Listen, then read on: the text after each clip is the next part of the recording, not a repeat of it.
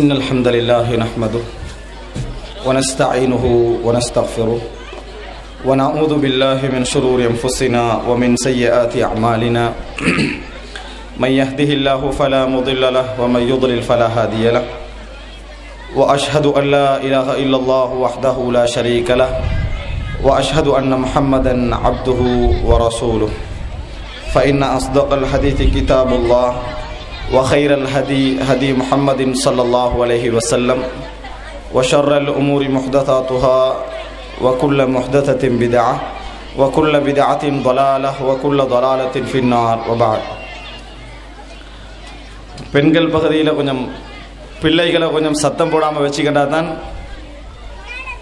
உரையை கொஞ்சம் நிதானமாக நிகழ்த்த முடியும் என்று சொல்லிக்கொண்டு,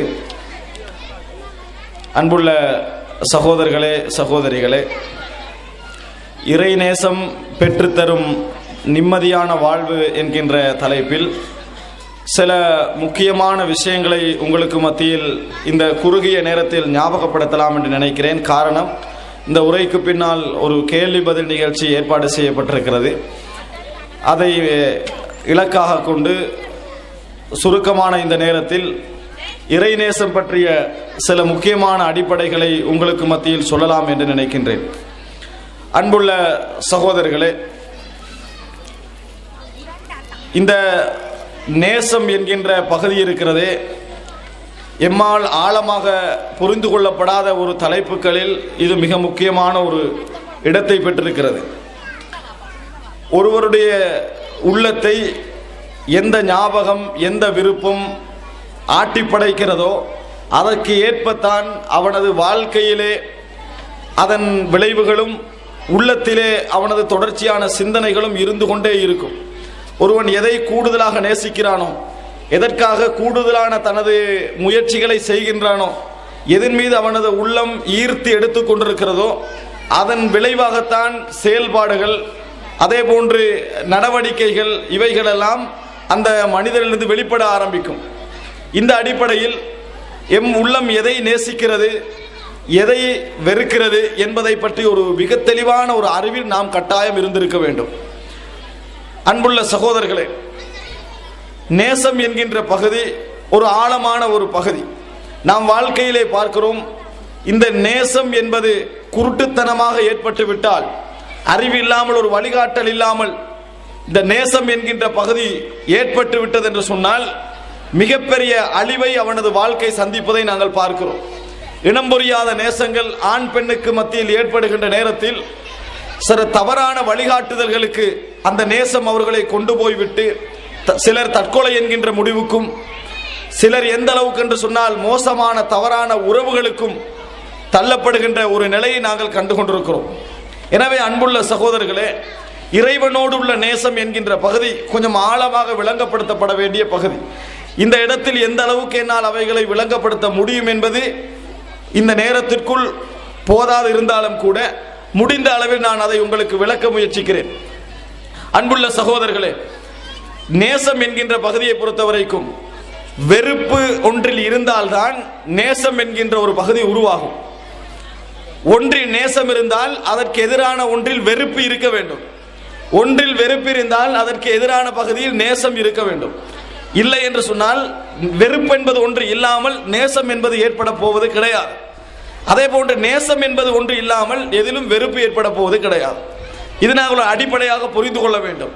ஒருவர் இறைவனை நேசிக்கிறார் என்று சொன்னால் இறைவனது நேசத்திற்கு எதிரான எல்லாவற்றையும் அவர் வெறுக்கக்கூடியவராக இருக்க வேண்டும். ஒருவர் ஒரு விஷயத்தை வெறுக்கிறார் என்று சொன்னால் அதற்கு எதிரான எல்லாவற்றையும் அவர் விரும்பக்கூடியவராக இருக்க வேண்டும். அன்புள்ள சகோதரர்களே, அல்லாஹ் ரப்புல் ஆலமீன் குர்ஆனிலே சொல்லி காட்டுகிறான், நாங்கள் குர்ஆனிலே இறைவன் என்னை வணங்குங்கள், என்னை தொழுங்கள், என்னிடத்தில் பிரார்த்தியுங்கள், எனக்காக நோன்பு வையுங்கள், இது போன்ற வார்த்தைகளை நாங்கள் கண்டிருப்போம், விளங்கியிருப்போம். ஆனால் நேசம் பற்றி அல்லாஹு தஆலா குர்ஆனிலே ஒரு இடத்தில் அழகாக சொல்லுகின்றான், வமினன் நாஸி மை யத்தஹிது மின் தூனில்லாஹி அந்தாத யுஹிப்பூனஹும் கஹுப்பில்லாஹ் வல்லதீன ஆமனு அஷத்து ஹுப்பன் லில்லாஹ். மனிதர்களிலே இருக்கிறார்கள், அல்லாஹ் அல்லாதவர்களை கடவுளர்களாக எடுத்து மனிதர்களை விரும்புவது, அதாவது இறைவனை விரும்புவதை போன்று அந்த கடவுளர்களை விரும்புகின்றவர்கள் மனிதர்களிலே இருக்கிறார்கள். மனிதர்களிலே அல்லாஹ் அல்லாதவர்களை அல்லாஹ்வுடைய அந்தஸ்தில் விரும்பக்கூடியவர்கள் இருக்கிறார்கள். ஆனால் ஈமான் கொண்டவர்களோ வல்லதீன ஆமனு அஷத்து ஹுப்பன் லில்லாஹ், இறைவனை அதிகமாக விரும்புவார்கள். ஏனையவர்களை விட இறைவனை ஈமான் கொண்டவர்கள் அதிகமாக விரும்புவார்கள் என்று அல்லாஹ் தஆலா சொல்கிறான். இந்த வசனத்தை கொஞ்சம் சிந்தித்து பாருங்கள். இறைவனை வணங்குதல், இறைவனை தொழுதல், இறைவனை நோன்பு வைத்தல் என்ற பகுதியெல்லாம் ஒரு புறம் வைத்துவிட்டு நேசம் என்கின்ற பகுதியை மாத்திரம் வைத்து நீங்கள் சிந்தித்து பாருங்கள். மனிதர்களில் இறைவனை போன்று மற்றவர்களை விரும்புகின்றவர்களும் இருக்கிறார்கள். ஆனால் ஈமான் கொண்டவர்கள் எல்லாவற்றையும் விட இறைவனையே அதிகமாக விரும்புகிறார்கள் என்று அல்லாஹ் தஆலா சொல்லி காட்டுகிறான். இந்த உலகத்திலே பொருளாதார விருப்பத்தை விட, மனைவியின் மீது இருக்கின்ற விருப்பத்தை விட, குழந்தைகள் மீது இருக்கின்ற விருப்பத்தை விட, அந்தஸ்துக்கள் மீது இருக்கின்ற விருப்பத்தை விட இறைவனைத்தான் மூமின்கள் கூடுதலாக விரும்புவார்கள், வணங்குவார்கள் என்பது ஒரு பகுதி. விரும்புவார்கள் என்று அல்லாஹ் தஆலா சொல்லி காட்டுகிறான். உண்மையில் எமது உள்ளத்தில் அப்படிப்பட்ட ஒரு விருப்பம் இருக்கிறதா என்று நீங்கள் சிந்தித்து பாருங்கள். மூமின்களை பொறுத்தவரைக்கும் எல்லாவற்றையும் விட இறைவனைத்தான் கூடுதலாக விரும்புவார்கள். விருப்பம் என்பதனுடைய விளைவு எம்மிடத்தில் வணங்குவார்கள் என்பது ஒரு அம்சம். நாம் வணங்குகிறோம், தொழுகிறோம், நோன்பு பிடிக்கிறோம், ஜகாத்து கொடுக்கிறோம், ஹஜ் செய்கிறோம், இதெல்லாம் ஓகே. ஆனால் எல்லாவற்றையும் விட அதிகமாகத்தான் இறைவனை அவர்கள் அதிகமாக இறைவனை விரும்புவார்கள் அல்லாஹ் தஆலா சொல்லுகிறானே. இந்த மஹப்பத்துக்குரிய ரிசல்ட்டுகள் எம்மிடத்தில் இருக்கிறதா? உண்மையிலேயே ஒருவர் அல்லாஹ் தஆலாவை கூடுதலாக விரும்பினால் நீங்கள் நினைத்து பாருங்கள், ஒருவர் மீது ஒருவருக்கு விருப்பம் ஏற்படுகிறது. ஒருவர் மீது ஒருவருக்கு விருப்பம் ஏற்படுகிறது.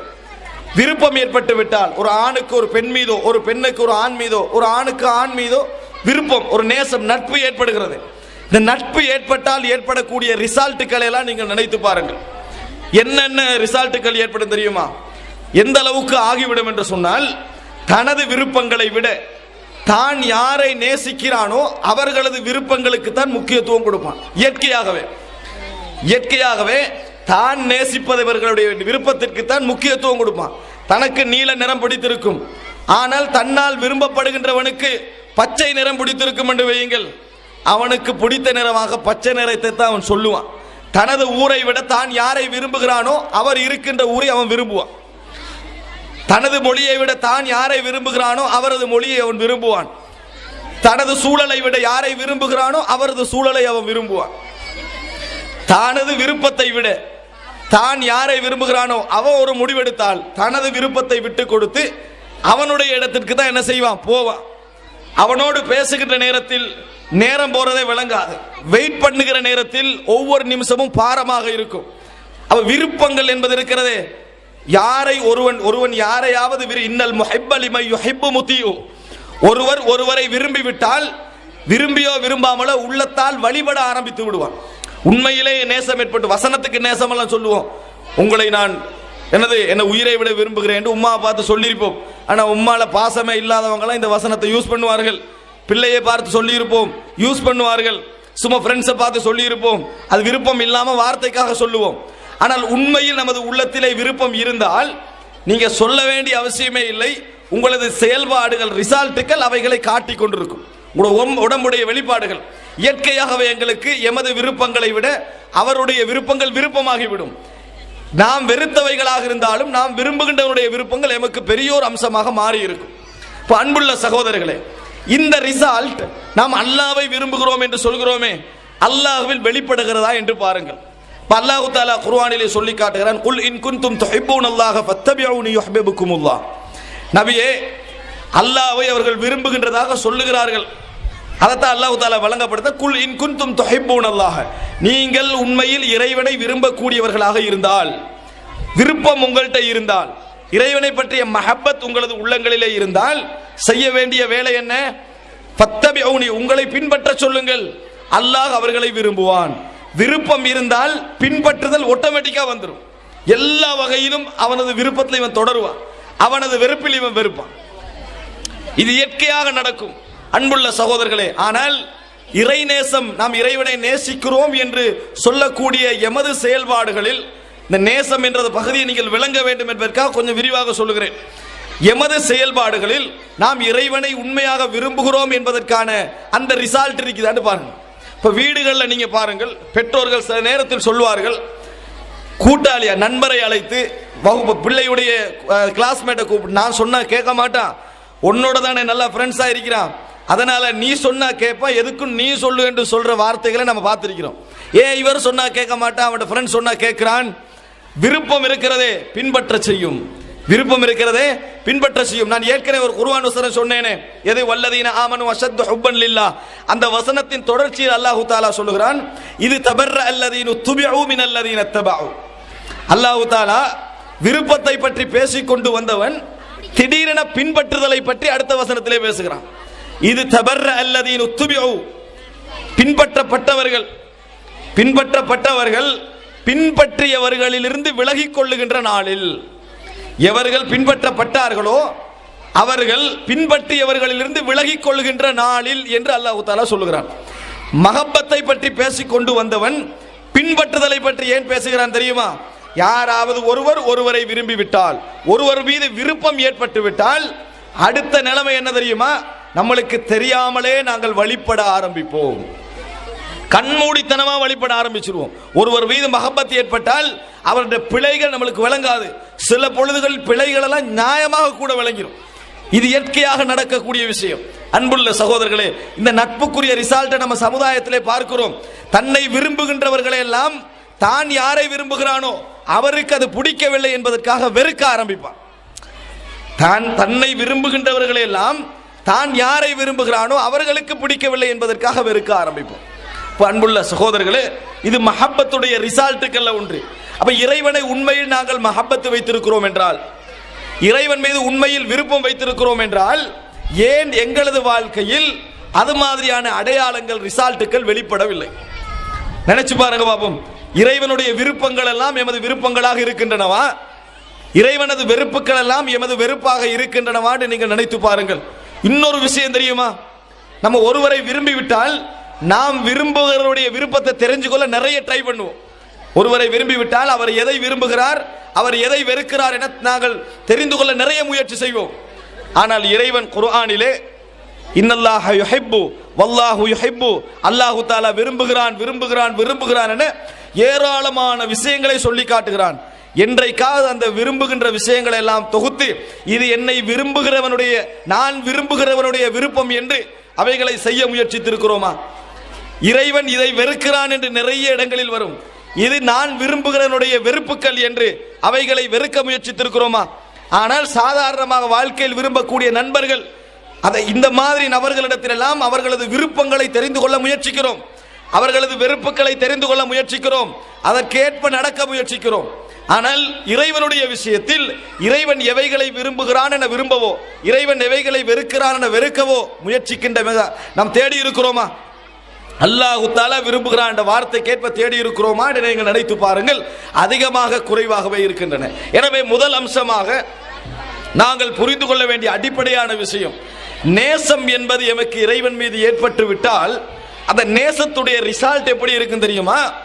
இறைவனோட விருப்பங்கள் எல்லாம் எமது விருப்பங்களாக மாறி இருக்கும், இறைவனது வெறுப்புகள் எல்லாம் எமது வெறுப்பாக மாறி இருக்கும்.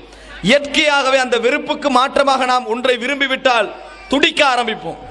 இறைவன் விரும்புகின்ற ஒன்றை நாம் வெறுத்து விட்டால் மனசு என்ன செய்யும்? அங்கலாய்க்க ஆரம்பிக்கும். இது ஒரு இயற்கையான ஒரு விஷயம். ஆக அன்புள்ள சகோதரர்களே, முதல் படி இதை நாம் தெரிந்து கொள்ள வேண்டும். அதனாலதான் ஈமானையும் மஹப்பத்தையும் இஸ்லாம் நெருக்கமாகவே பேசுகிறது. ஈமானையும் மஹப்பத்தையும் நெருக்கமாக பேசுகிறது. ரசூலுல்லாஹி ஸல்லல்லாஹு அலைஹி வஸல்லம் அவர்கள் சொன்னார்கள் ஒரு அழகான செய்தி, மன் அஅதா லில்லாஹி மன் ஹப்ப லில்லாஹி வ அப்கத லில்லாஹி வ அஅதா லில்லாஹி வ மனஅ லில்லாஹி ஃபகத் இஸ்தக்மலல் ஈமான். மன் அஹப்ப லில்லாஹ், இந்த உலகத்தில் எதை விரும்பினாலும் ஒருவர் அதை அல்லாஹ்வுக்காக விரும்பினால், இந்த உலகத்தில் எதை விரும்பினாலும் அதை அல்லாஹ்வுக்காக விரும்பினால், நாம் ஒருவரை விரும்புகிறோம் என்றால் அவர் விரும்புவதை அவருக்காக நாம் விரும்புவோம். இயற்கையாக நடக்கும். நாம் ஒருவரை விரும்பினால் அவர் விரும்புவதை அவருக்காக விரும்பிடுவோம். நம்மளுக்கு விருப்பமே இருக்காது, ஆனால் நமது உள்ளத்தில் விருப்பம் உண்டாகிவிடும். மன் அஹப்ப லில்லாஹ், யார் அல்லாஹ்வுக்காக விரும்புகிறார், வ அப்கத லில்லாஹ், அதாவது அல்லாஹ்வுக்காக விரும்புகிறோம் என்ன அர்த்தம் தெரியுமா? உங்களுக்கு அதுல வெறுப்பாக இருக்கும், அல்லாஹ்வுக்காக வேண்டி விரும்புவீங்க. வ அப்கத லில்லாஹ், அல்லாஹ்வுக்காக வேண்டி யார் வெறுக்கிறாரோ, அப்படின்னா என்ன?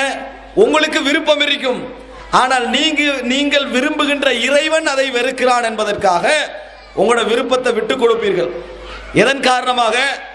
நாம் விரும்புகின்றவன் அதை வெறுக்கிறான் என்பதற்காக. வாழ்க்கையில நம்ம நடப்பதை பார்க்கிறோம்.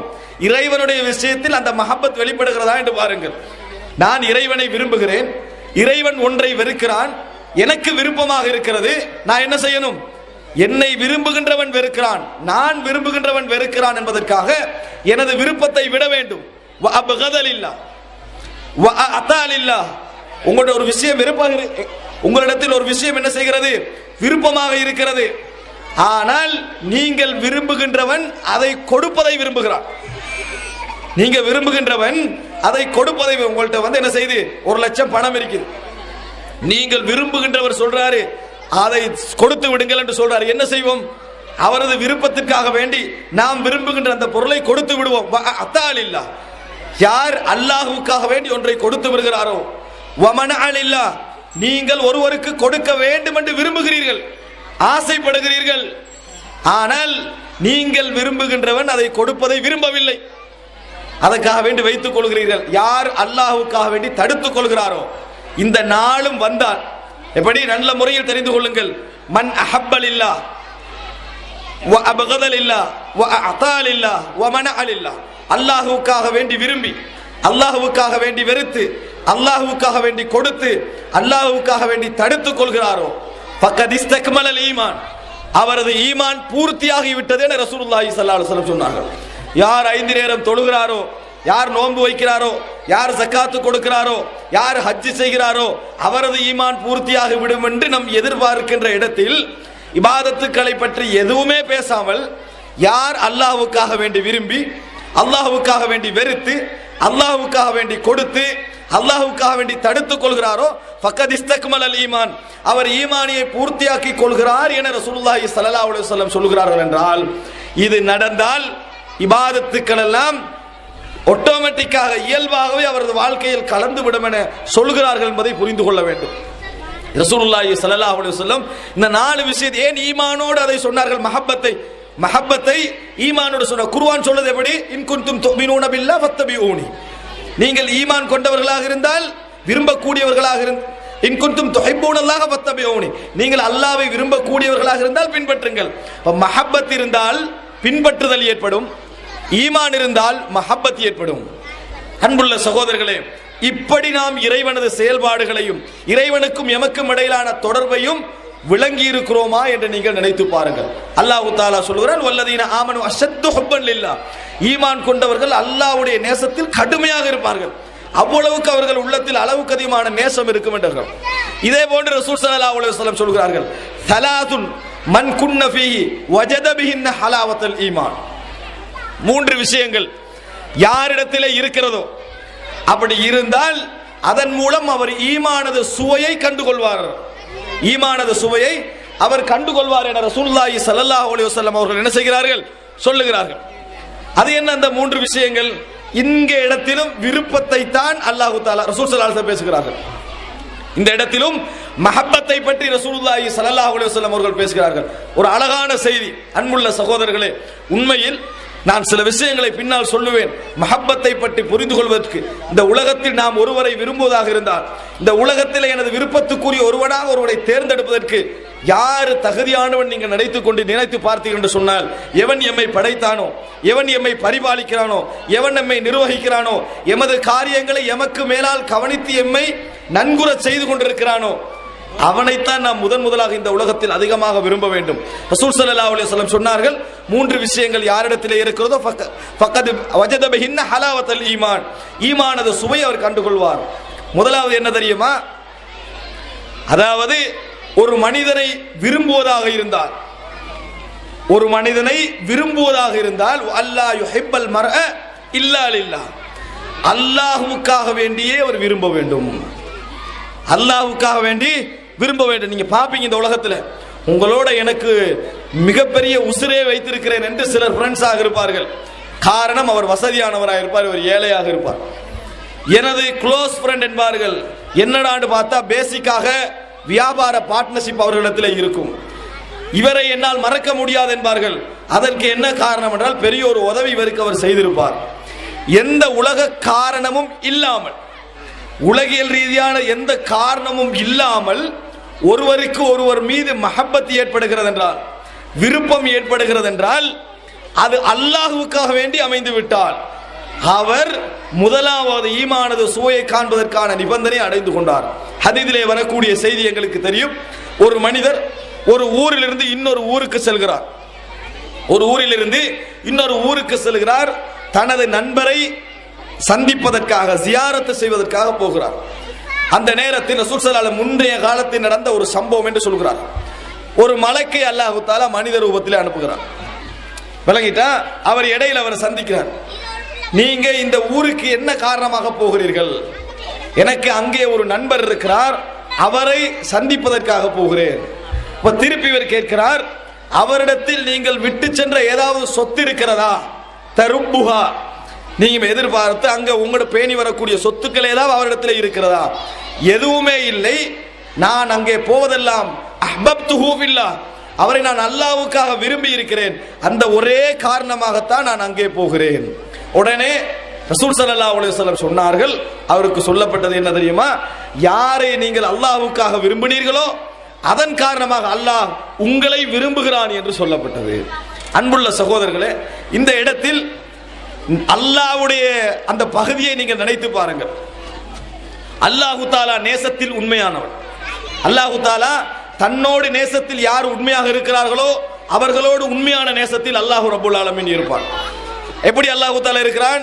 இவர் அந்த நபரோடு விருப்பத்தோடு இருப்பதற்கு, அன்போடு இருப்பதற்கு அல்லாஹ்வை விரும்பியதுதான் காரணம் என்றால் அல்லாஹு தஆலா இவரை விரும்புகிறான்.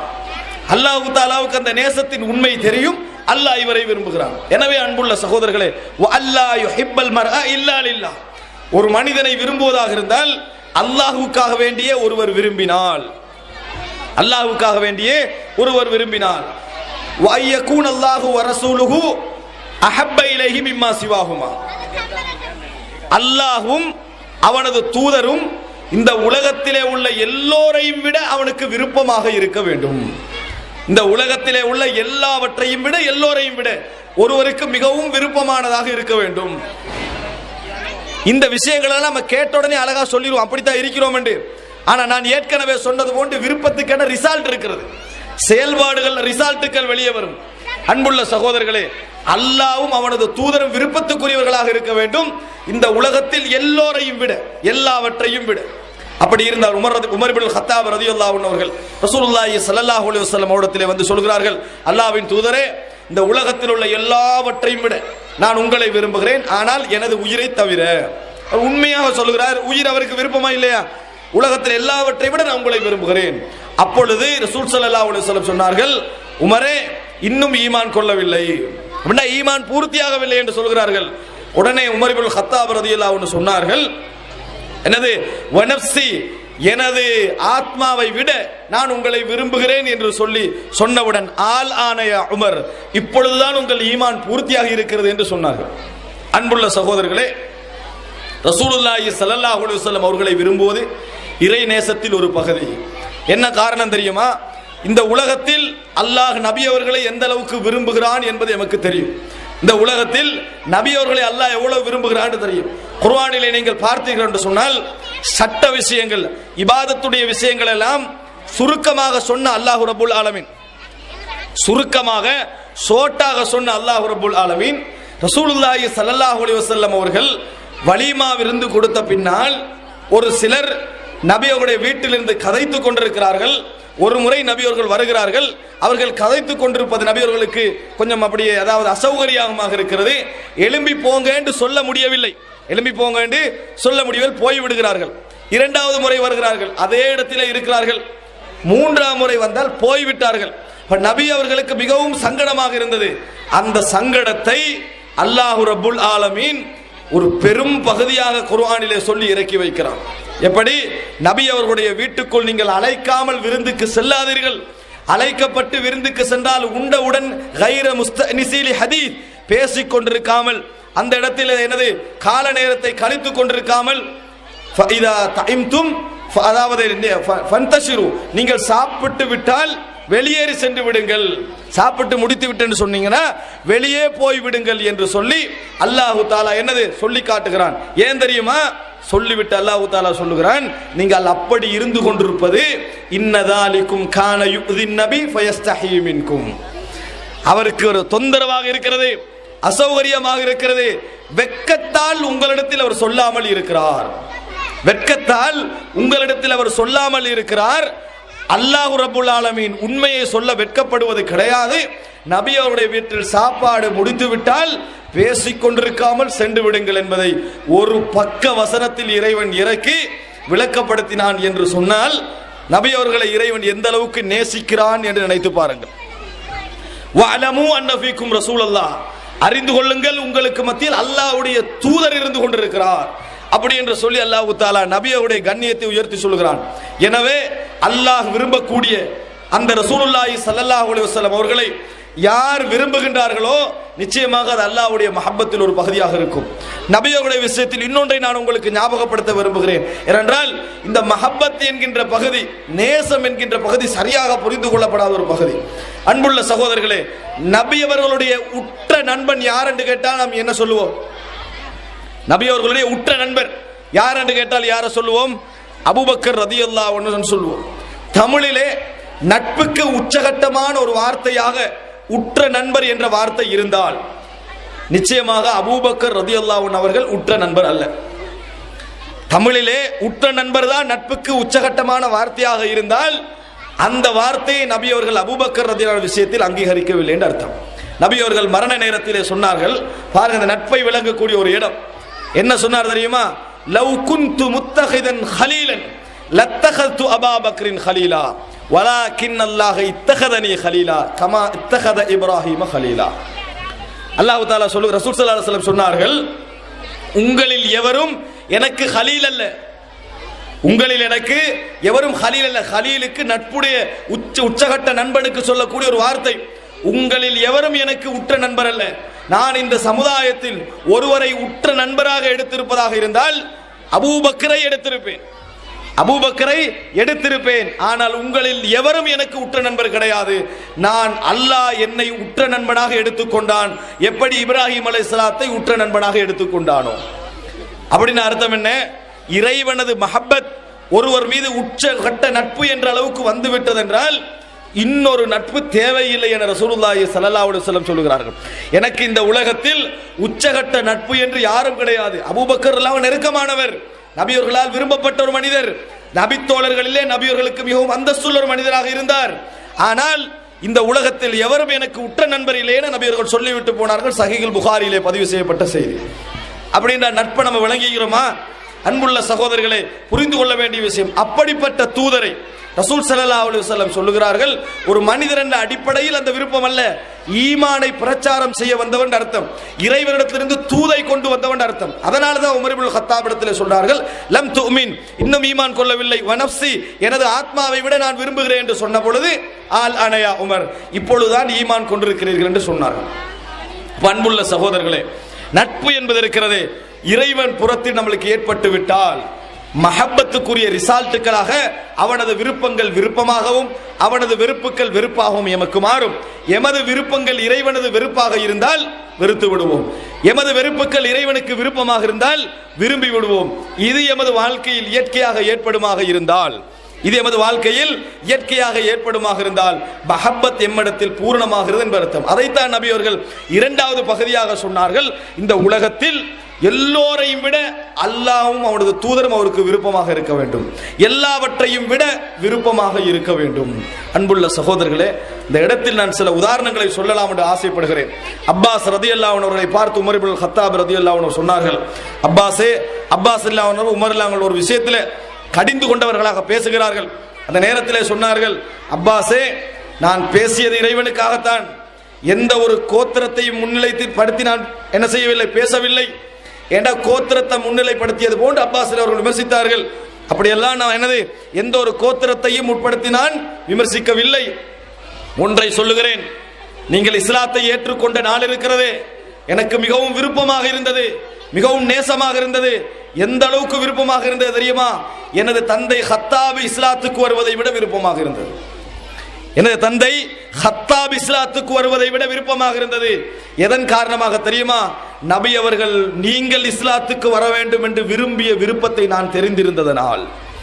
நபி அவர்கள் நீங்கள் இஸ்லாத்துக்கு வந்தால் எவ்வளவு சந்தோஷம் அடைவீர்கள் என்பதை நான் தெரிந்து வைத்திருந்தேன். அதனால் எனது தந்தை இஸ்லாத்துக்கு வருவதை விட நீங்கள் இஸ்லாத்துக்கு வர வேண்டும் என்று நான் விரும்பி இருக்கிறேன். எப்படி என்னை நீங்கள் கோத்திரத்தை விரும்புவதாக விமர்சிப்பீர்கள் என்று கேட்டார்கள்.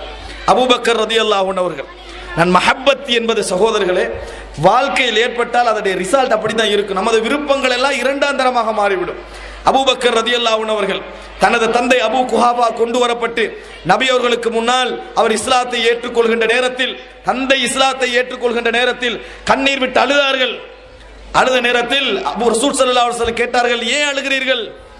தந்தை இஸ்லாத்துக்கு வர நேரத்தில் ஏன் அழுகிறீர்கள் என்று கேட்ட பொழுது, அல்லாஹ்வின் தூதரே என்ன சொல்கிறார்கள்? நல்ல ஒரு அதாவது வசனத்தை ரசூலுல்லாஹ் கையில கையை வச்சு அபூ குஹாஃபா இஸ்லாத்துக்கு வரார். அதை பார்த்து விட்டு சொல்கிறார்கள், ஏன் அழுது என்பதை விளங்கப்படுத்துகிறார்கள். வல்லாஹி லவதித்து அன்ன ஹாதிஹில் யத யத அம்மிக வ அய்யுகிர்ரல்லாஹு ஐனக பிஇஸ்லாமிஹி அஹப்பு இலைய மின் அய்யுஸ்லிம அபி. அன்புள்ள சகோதரர்களே, ரசூல் ஸல்லல்லாஹு அலைஹி வஸல்லம் இடத்தில் சொன்னார்கள் அபூபக்கர் ரலியல்லாஹு அன்ஹு அவர்கள், இந்த கை எனது தந்தையுடைய கை இருக்கிறதே, இது அபூ தாலிபுடைய கையாக இருந்திருக்க கூடாதா அல்லாஹ்வின் தூதரே? அவர் உங்களது கரத்தில் கை வைத்து இஸ்லாத்திற்கு வந்து உங்களது கண் குளிர்வது எனது தந்தை இஸ்லாத்துக்கு வருவதை விட எனக்கு மிகவும் விருப்பமானது என்று சொன்னார்கள். நபித்தோழருடைய மஹப்பத்துடைய உண்மையான வெளிப்பாடு சகோதரர்களே, அந்த அன்புடைய உண்மையான வெளிப்பாடு. அதனால் முதல் பகுதி சகோதரர்களை நாம் புரிந்து கொள்ள வேண்டும். அன்பு, நேசம், நட்பு என்பது இருக்கிறதே, இறைவனுக்கும் எமக்கு மத்தியில் அப்படி ஒரு மஹப்பத் ஏற்பட்டு விட்டால் எமது வாழ்க்கையில் அந்த ரிசல்ட் விளங்கும். இவர் இறைவனை விரும்பக்கூடியவர், இன்னாரை இவர் விரும்பக்கூடியவர் என்று பார்த்த உடனே சொல்லிடலாம், பார்த்த உடனே சொல்லிவிடலாம். இவரை விரும்பக்கூடியவர், இவளை விரும்பக்கூடியவர் என்று சொல்லிவிடலாம் அவன் நடவடிக்கையிலேயே. இறைவனை விரும்பக்கூடியவர் என்பதற்கும் சில அடையாளங்கள் இருக்கின்றன. இறைவனை விரும்பக்கூடியவர் என்பதற்கும் சில அடையாளங்கள் இருக்கின்றன. நிச்சயமாக இறைவன் போலியாக தன்னை விரும்புவது போன்று நடிப்பவர்களை இந்த உலகத்தில் அடையாளம் காட்டாமல் விடுவது கிடையாது. அப்ப அன்புள்ள சகோதரர்களே, முதல் பகுதி நட்பு, அன்பு, இறைவன் மீது ஏற்படக்கூடிய அந்த பகுதி இருக்கிறது, ஒரு ஆழமானது, அழகானது, விரிவானது என்பதை புரிந்து கொள்ள வேண்டும். இது ஒரு பகுதி. யார் இறைவனை விருப்பத்தை சரியான முறையில் புரிந்து கொண்டாரோ, அன்புள்ள சகோதரர்களை, யாரை விரும்புகிறோம் என்பதை நம்ம தெரிஞ்சிருக்கிறோம். நம்ம யாரை விரும்புகிறோம்? எவன் இந்த உலகத்தை படைத்தானோ, எவன் இந்த உலகத்தை நிர்வாகம் செய்கிறானோ, எவன் எங்களை விட எங்கள் எண்ணங்களை படைத்தவனாக இருந்து அறிந்து வைத்திருக்கிறானோ, எமது கடந்த காலை மாத்திரமல்ல எமது எதிர்காலத்தை நாம் தெரியாமல் இருக்கின்ற நேரத்தில் முழுமையாக அதை எடை போட்டு வைத்திருக்கிறானோ, எவர் எல்லோருடைய கதிரையும் தன் கரத்திலே வைத்திருக்கிறானோ, முழுமையான சக்தி அவர்களை ஆக்குவதற்கும் அழிப்பதற்கும் கையிலே வைத்திருக்கிறானோ, அவனை நாம் விரும்பி விட்டோம் என்று சொன்னால், அவனை நாம் நேசித்து விட்டோம் என்று சொன்னால், அன்புள்ள சகோதரர்களே, துஆவில் எங்களுக்கு எப்படிப்பட்ட நம்பிக்கை ஏற்படும் தெரியுமா? துஆவில் எங்களுக்கு எப்படிப்பட்ட பற்று ஏற்படும் தெரியுமா? தொழுகையில் எங்களுக்கு எப்படிப்பட்ட விருப்பம் ஏற்படும் தெரியுமா? அளப்பெரியது சகோதரர்களே. ரசூலுல்லாஹி ஸல்லல்லாஹு அலைஹி வஸல்லம் யுத்த களத்திலிருந்து வருகிறார்கள். பிலால் ரலியல்லாஹு அன்ஹு அவர்களை பார்த்து சொல்கிறார்கள், அரிஹ்னா பிஸ்ஸலாத்தி யா பிலால், பிலாலே தொழுகையின் மூலம் எங்களுக்கு ராகத்தை ஏற்படுத்துங்கள் என்று சொன்னார்கள். தொழுகையை நாம் ராகத்தாக உணர்கிறோமா, சுமையாக உணர்கிறோமா? தொழுகையை ராகத்தை நினைத்தார்கள். காரணம் என்ன தெரியுமா? இறைவன் மிகவும் நெருக்கமாக இருக்கக்கூடிய இடம் தொழுகை. விருப்பத்துக்குரியவன் நெருக்கமாக வருவதை விரும்புகின்றவன் நிச்சயமாக விரும்புவான். விருப்பத்துக்குரியவன் நெருக்கமாக வருவதை விருப்பம் உள்ளவன் விரும்ப வேண்டும். அது தொழுகையில் தான் கிடைக்கும் என்றால் அதை அவன் விரும்புவான். அது மாத்திரமல்ல, தஹஜ்ஜுடைய நேரங்கள் இருக்கின்றனவே, நல்ல மக்கள், நல்ல சாலிகீன்கள் என்று வரலாற்றிலே அடியப்பட்ட எல்லோருமே தஹஜ்ஜத்தை புறக்கணித்த நல்ல மனிதர்கள் என்ற ஒரு பகுதி இருக்கவில்லை. காரணம், அல்லாஹு தஆலா மிகவும் நெருக்கமாக வரக்கூடிய நேரங்களில் அந்த நேரம் உண்டு. முதலாவது வானத்துக்கு இறங்கி வருகிறார். யன்சிலு இல ஸமாஇத் துன்யா, முதலாவது வானத்துக்கு இறங்கி வந்து இறைவன் கேட்பதனால் அந்த நேரங்கள் அவர்களுக்கு விருப்பமாக இருந்தன. கானு கலீலம் மினல் லைலி மா யஹ்ஜஊன் வ பில் அஸ்ஹாரி ஹும் யஸ்தக்ஃபிரூன். அல்லாஹ் தஆலா சொல்லுகிறான், இரவில் அவர்கள் கொஞ்சமாக தூங்குகின்றவர்களாக இருந்தார்கள். நான் கேட்கிறேன் சகோதரர்களே, எம்மை விருப்பத்திற்குரிய ஒருவர் எம்மை 3 மணிக்கு சந்திக்க வருகிறார் என்றால் 11 மணிக்கு எங்களோட தூக்கம் போய்விடும். அவரை சந்திக்க வேண்டும் என்பது அது மாத்திரமல்ல, வெளியிலிருந்து நமது கணவன் வருகிறார், நமது உறவுக்காரர் வருகிறார் என்றால் அவர் நம்மளால் நேசிக்கப்பட்ட ஒருவராக இருந்தால் எமது தூக்கம் போய்விடும். அதனால தான் அல்லாஹ் தஆலா சொல்கிறான், ததஜாஃபா ஜுனூபுஹும், எழும்புவார்கள் என்று சொல்லாமல் இந்த விழா எலும்புகள் அகலும் என்று சொல்கிறான். விருப்பத்தின் காரணமாக, நேசத்தின் காரணமாக.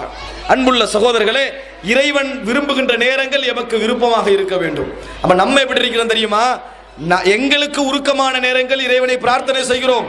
ஆனால் இறைவன் விரும்புகின்ற நேரங்களை நாம் தேடுவது கிடையாது. இறைவன் விரும்புகின்ற நேரங்கள் எமக்கு விருப்பமான நேரமாக இருக்கும். அதனால் தான் நபியர்கள் சொன்னார்கள், ஜுஇலத் குர்ரத்து ஐனி ஃபிஸ்ஸலா, எனது கண் குளிர்ச்சி அல்லாஹ் தொழுகையிலே வைத்திருக்கிறான். கவலை, நபியர்களுக்கு வேதனைகள் கவலைகள் ஏற்பட்டால் அவருக்கு மிகப்பெரிய சந்தோஷமாக எது இருக்கும் தெரியுமா? மக்களிடத்தில் சொல்லுவதை விட இறைவனிடத்தில் போய் சொல்லுவது மிகவும் விருப்பமாக அவருக்கு இருக்கும். ஏன்? என்ன உலகத்தில் அவன் தான் கூட விரும்புகிறான், அவன் தான் எனக்கு கூடுதலான ஆறுதலை தரக்கூடியவன் என்பதனால் விரும்பினார்கள். உலகத்தில் நாம் யாரிடத்தில் நமது கவலையை போய் சொல்லுவோம்? யார் நம்மளை கூடுதலாக விரும்புவானோ அவரிடத்தில்.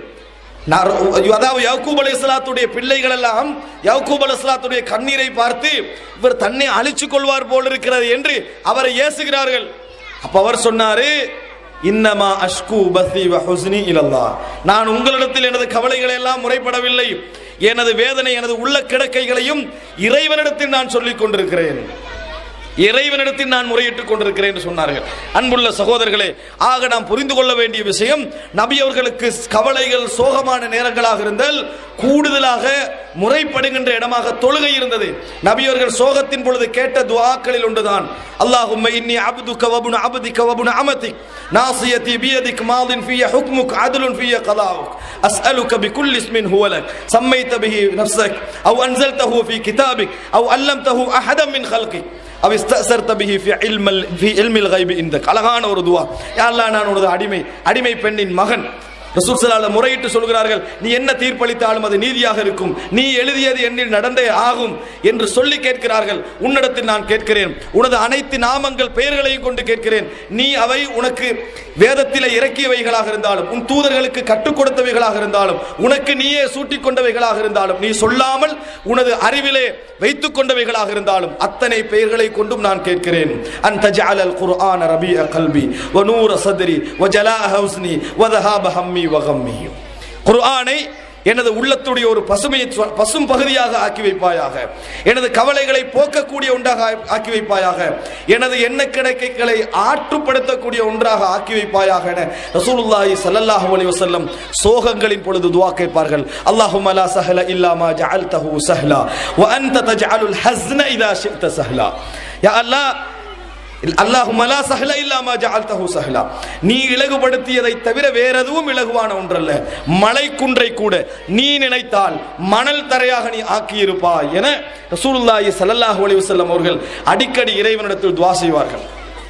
ஏன் சொல்லுகிறேன் தெரியுமா? கவலைகள், வேதனைகள், கஷ்டங்கள் என்று வருகின்ற பொழுது முதலாவது எங்கள் எண்ணத்திலே வருவது யார்? முதலாவது அவன்தான் உண்மையில் நீங்கள் கூடுதலாக விரும்பக்கூடியவன். முதலாவது நம் நம்பக்கூடிய ஒரு சொந்தக்கார பணக்கார ஞாபகம் வந்தால் இந்த உலகத்தில் முதலாவது நீங்கள் அவரைத்தான் விரும்புகிறீர்கள். இறைவன் உங்களுக்கு முதலாவது ஞாபகம் வந்து இறைவனிடத்தில் கேட்போம் இவரை சபபாக்க என்று ஞாபகம் வந்தால் இறைவனை நீங்கள் முதலாவது கூடுதலாக விரும்புகிறீர்கள் என்று அர்த்தம். மஹப்பத் என்பது உங்களை இயற்கையாக ஞாபகப்படுத்தும். படித்து ஆய்வு செய்தெல்லாம் இருக்க வேண்டிய விஷயம் இல்லை. உள்ளத்தில் இயற்கையாக எங்களுக்கு என்ன செய்யும்? அந்த ஞாபகங்களை அது உண்டாக்கும். சகோதரர்களே, கவலைகளின் பொழுது நபி அவர்கள் இறைவனை நாடியதனால் தான். இப்ப இரண்டாவது பகுதியாக நான் என்ன சொல்லுகிறேன் என்றால், எமது வாழ்க்கையில் அதிகமாக வெளிப்படக்கூடிய செயல்பாடுகளில் இறைவனது பகுதிகள் இருந்து கொண்டிருக்கும், மஹப்பத்துடைய ரிசால்ட்டுகள் இருந்து கொண்டிருக்கும். நிம்மதி, நாம் இந்த அதாவது சோகங்கள், கவலைகள், கஷ்டங்களின் பொழுதெல்லாம் யாரின் பக்கம் நாம் கூடுதலாக நடமாடுகிறோம் என்று பாருங்கள். இந்த உலகத்திலே உள்ள நண்பர்கள் என்ற பகுதியை நம்ம கூடுதலாக தேடுறோம். ஆனா உண்மையான விஷயம் என்ன தெரியுமா? எம்மை 100% விரும்பக்கூடிய ஒரு மனிதரால் கூட எம்மை 100% புரிந்து கொள்ள முடியாது. இந்த அடிப்படை நீங்க விளங்கிக் கொள்ள வேண்டும். எம்மை 100% மஹப்பத்து வைத்து புரிந்து கொள்ளக்கூடியவரால் கூட எமது கவலைகளை 100% புரிந்து கொள்ள முடியாது. 75, 65 என்று தான் அவனால் புரிந்து கொள்ள முடியும். இறைவனால் மாத்திரம்தான் எமது கவலைகளை, கஷ்டங்களை, துன்பங்களை, வேதனைகளை, கண்ணீரை எம்மை விட புரிந்து கொள்ள முடியும். எம்மை விட இறைவனால் எம்மை அதிகமாக புரிந்து கொள்ள முடியும். துஆவிலே என்ன சொல்லுகிறோம்? அல்லாஹும்ம ஃபிர் லி மா கத்தம்து வ மா அഖர்து வ மா அஸ்ரர்து வ மா அலன்து வ மா அன்த அஅலமு பிஹி மின்னி.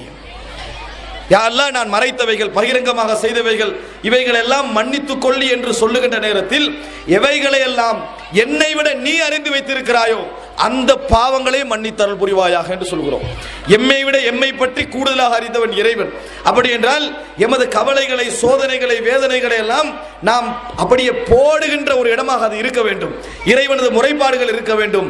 இறைவனை நாம் சிறந்த முறையில் புரிந்து கொண்டோம் என்று சொன்னால், எமது முறைப்பாடுகளில் நாம் இறைவனிடத்தில் வைத்து விட்டோம் என்றால், என்னை நேசிப்பவன் நிச்சயமாக என்னை கவலையில் விட மாட்டான், என்னை அழிக்க விட மாட்டான், என்னை இழிவாக்கி விட மாட்டான் என்ற நம்பிக்கை பிறக்கும். அதனாலதான் நபிமார்களுடைய வாழ்க்கையெல்லாம் நீங்கள் எடுத்து பாருங்க, நிறைய உதாரணங்கள் சொல்லலாம். ஒரு அற்புதமான ரிசல்ட் உங்களுக்கு விளங்கும். அதாவது நம்மளை போல வாழ்க்கையில பெரிய பிளான் வைத்திருந்த மாதிரி அவருடைய வாழ்க்கையை நீங்கள் கண்டுகொள்ள மாட்டீர்கள். ரசூலுல்லாஹி ஸல்லல்லாஹு அலைஹி வஸல்லம் லைஃபை நீங்கள் எடுத்து பாருங்கள். ஒரு மனைவியோடு வரக்கூடிய பிரச்சனைகள்ல நம்ம படுற பாடும் 9 மனைவிகளோடு ரசூலுல்லாஹி ஸல்லல்லாஹு அலைஹி வஸல்லம் அவர்கள் அந்த குடும்ப வாழ்க்கையை நடத்தி கொண்டு அடைந்த நிம்மதியை நினைத்து பாருங்கள். தன் தோழர்களுக்கு அள்ளி கொடுத்து கொண்டு தான் பசியில் இருந்த நேரங்களை நினைத்து பாருங்கள். எப்படி நபி அவர்களால் அது இருக்க முடிந்தது தெரியுமா? அது மிக முக்கியமான இடம். ரசூலுல்லாஹி ஸல்லல்லாஹு அலைஹி வஸல்லம் அவர்கள் கானலா யருதுல் ஹதியா, எந்த அன்பளிப்பையும் மறுக்க மாட்டார்கள். ஆனால் அனுதாபம் பார்ப்பதை நபி அவர்கள் விரும்பவில்லை. தங்கள் மீது யாராவது அனுதாபம் பார்த்தால் அதை நபி அவர்கள் விரும்பவில்லை. ரசூலுல்லாஹி ஸல்லல்லாஹு அலைஹி வஸல்லம் அவர்கள் ஒருமுறை வீட்டுக்கு வருகிறார்கள். வீட்டிலே ஒரு அழகான விரிப்பு விரிக்கப்பட்டிருக்கிறது. மஹாதிஹி யா ஆயிஷா, ஆயிஷா இது என்ன என்று கேட்டார்கள். அடுத்த வீட்டு அன்சாரி பெண் வீட்டுக்கு வந்தார்கள். வந்து உங்களது இந்த இருப்பை பார்த்தார்கள். மிகவும் கவலைக்கிடமான நிலையில் இருக்க போய் இதை அன்பளிப்பாக தந்தார்கள் என்று சொல்கிறார்கள். உடனே ஆயிஷா ரலியல்லாஹு அன்ஹா அவர்களை பார்த்து ரசூலுல்லாஹி ஸல்லல்லாஹு அலைஹி வஸல்லம் சொன்னார்கள், ருத்திஹி யா ஆயிஷ், ஆயிஷாவே இதை திருப்பி கொடுத்து விடுங்கள். ஆயிஷா எல்லாம் சொல்றாங்க, மிச்ச அழகா இருக்கு அல்லாஹ்வின் தூதரே, திருப்பி கொடுக்க மனசில்லை என்ன மாதிரி என்ன செய்றாங்க சொல்லுகிறார்கள். உடனே நபியர்கள் சொன்னார்கள், ருத்திஹி ருத்திஹி, திருப்பி கொடுத்து விடுங்கள் ஆயிஷாவே. சொல்லிவிட்டு சொல்கிறார்கள், ஃபவல்லாஹி, அல்லாஹ்வின் மீது ஆணையாக, லவ் ஷா அல்லாஹு லஅஜ்ரா ஜிபால உஹதின் ذهبا في பைத்தி, அல்லாஹ் நாடி இருந்தால் உஹது மலையை என் வீட்டில் தங்கமாக கொண்டு வந்து சேர்த்திருப்பான். அல்லாஹ் நாடி இருந்தால் உஹது மலை என் வீட்டில் தங்கமாக வந்து குவிந்திருக்கும். என்ன சொல்றாங்க ரசூல் ஸல்லல்லாஹு அலைஹி வஸல்லம்? அல்லாஹ் என்னை விரும்பக்கூடிய இந்த உலகத்திலேயே என் மீது யாரும் அனுதாபம் காட்ட வேண்டிய அவசியம் இல்லை. விரும்பியவன் நினைத்திருந்தால் என் வீடு தங்கமாக மாறி இருக்கும். ஆனால் அல்லாஹ் எனது ஒரு நோக்கத்திற்காக, ஒரு நாட்டத்திற்காக இப்படி வைத்திருக்கிறான். அல்லாஹும்ம இஜ்அல் தஆம ஆலி முஹம்மதின் கூதா, முஹம்மதுடைய சாப்பாட்டை ரொட்டி துண்டுகளாக ஆக்கி வைப்பாயாக நபியர்கள் பிரார்த்தனை செய்தார்கள். அன்புள்ள சகோதரர்களை நினைத்து பாருங்கள், தன்னை விரும்புகின்றவன் மீது இந்த அளவுக்கு நம்பிக்கை வைத்த ஒரு நேசராக ரசூலுல்லாஹி ஸல்லல்லாஹு அலைஹி வஸல்லம் அவர்கள் இருந்தார்கள். நம்ம எப்படி இருக்கிறோம் தெரியுமா? நம்மை விரும்புகின்ற இறைவன் நமக்கு தரவில்லையே என்று அங்கலாய்ப்பவர்கள் எம்மில் அதிகமாக இருக்கிறார்கள். சிலருடைய கேள்விகளை நாம் சந்தித்திருக்கிறோம். மௌலவி, எந்த வகையில நம்மள பிரச்சனை, 5 நேரம் தொழுகிறோம், நோன்பு பிடிக்கிறோம், ஜகாத்து எல்லாம் செய்யறோம், ஆனா எங்களுக்கு பார்த்து ஏன் இந்த கஷ்டம் வருதுன்னு விளங்கவில்லை என்றாங்க. அந்த கேள்வியிலே உங்களுக்கு விளங்கலையா? இறைவனுக்கு விரக்கடையில மஹப்பத்து குறைவேண்டு. யாராவது நேசிப்பவனை பற்றி இப்படி ஒரு கேள்வி வருமா? வரவே வராது. என்னை நேசிப்பவன் என்னை கைவிட மாட்டான். அதுக்கு ஒரு சிறந்த உதாரணம், நமக்கு நாம் பின்னால் உள்ளவர்களை நம்பி நேசிப்போம். மூசா அலைஹிஸ்ஸலாம் அவர்கள் என்னது யாரோட கடல் வரைக்கும் போனார்கள்? ஃபிர்அவுனை எதிர்த்து உயிர் கொடுக்க கூடியவர்களோடு கடல் வரைக்கும் போனார்கள். ஆனா அவங்களை நம்பி போகல. அவர்களை நம்பி அந்த கடலோரத்துக்கு போகவில்லை. ஏன்? கடலை கண்டவுடனே அவர்கள் என்ன சொன்னார்கள் தெரியுமா? கால அஸ்ஹாபு மூசா இன்னா லமுத்ரகூன், நாங்கள் அகப்பட்டு கொண்டோம் என்று சொன்னார்கள். மூசா அலைஹிஸ்ஸலாம் அவங்களை நம்பி வரல. கல்லா இன்ன மஅய ரப்பி சயஹ்தீன், என்னோடு எனது இறைவன் இருக்கிறான், அவன் வழிகாட்டுவான்னு சொன்னார்கள். அதான் மூசா அலைஹிஸ்ஸலாத்துடைய நம்பிக்கை. உசுரே கொடுக்கிறாங்கன்ற ஒரு குரூப் இருந்தாங்களே, அவர்களை நம்பி கூட மூசா அலைஹிஸ்ஸலாம் கடல் எல்லையை நாடவில்லை. அன்புள்ள சகோதரர்களே, நேசிப்பவன் மீது சரியான நம்பிக்கை இருந்தால் கவலைகளின் பொழுது, வேதனைகளின் பொழுது நாம் அந்த இறைவனின் பக்கம்தான் சாய்ந்திருப்போம், அந்த இறைவனின் பக்கம்தான் போய்கொண்டிருப்போம் என்பதில் எல்லின் முனையளவும் சந்தேகம் கிடையாது. ஆக அன்புள்ள சகோதரர்களே, எனக்கு முடிந்த இந்த சொற்பமான நேரத்திற்குள் மஹப்பத், இறைநேசம், இறை விருப்பம் என்பதை நான் சொல்ல முடிந்த அளவுக்கு சொன்னேன். ஆனால் இது விரிவாக விளங்கப்படுத்தப்பட வேண்டிய ஒரு தலைப்பு. ஆனால் ஒரு விஷயத்தை நீங்கள் மனதிலே பதிய வைத்துக் கொள்ளுங்கள். நேசம், நட்பு, பாசம் என்பது நமக்கு என்ன என்று தெரியும். அப்படிப்பட்ட நேசம் நட்பு என்பது வாழ்க்கையில் என்ன ரிசல்ட்டுகளை ஏற்படுத்துகிறது என்பதை பார்த்திருக்கிறோம். இறைவனுக்கும் எமக்கும் இடையில அந்த மஹப்பத் உண்மையானதா, உண்மை நெருக்கமானதா? இறைவனை உங்களை விரும்பக்கூடிய ஒரு முஹிப்பன் எதிர்பாருங்கள், மஹ்பூபன் நீங்க நினைத்து பாருங்கள். அன்புள்ள சகோதரர்களே, நிறைய பிரச்சனைகள் நீங்கள் இறைவனிடம் மாத்திரமே முறையிடுவீர்கள். உங்களை மனது மற்றவர்களை விட அவன் பக்கமே அங்கலாய்க்கும். அலா பிதிக்ரில்லாஹி தத்மஇன்னுல் குலூப். இறைவனை ஞாபகப்படுத்துவதன் மூலம்தான் உள்ளங்கள் அமைதி அடைகின்றன. அன்புள்ள சகோதரிகளே, இந்த அடிப்படையை புரிந்து நிம்மதி பெற்ற மக்களாக அல்லாஹ் ரப்பல் ஆலமீன் என்னையும் உங்களையும் ஆக்கியல் புரிவானாக. கேள்வி பதிலுக்குரிய நேரம் என்பதனால் இந்த உரையை நான் இத்தோடு முடித்துக் கொள்கிறேன். ஹதா மா இந்தி வல் இல்மு இந்தல்லாஹ் வ அகூலு கௌலி ஹதா வ அஸ்தக்ஃபிருல்லாஹ் லி வ லக்கும்.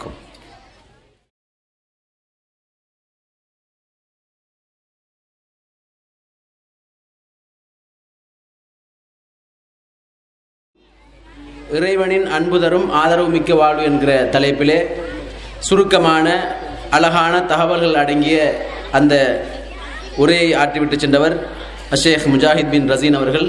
ஜஸாகுல்லா ஹைரா. எனவே இப்பொழுது கேள்வி பதிலுடைய நேரம் வந்திருக்கிறது.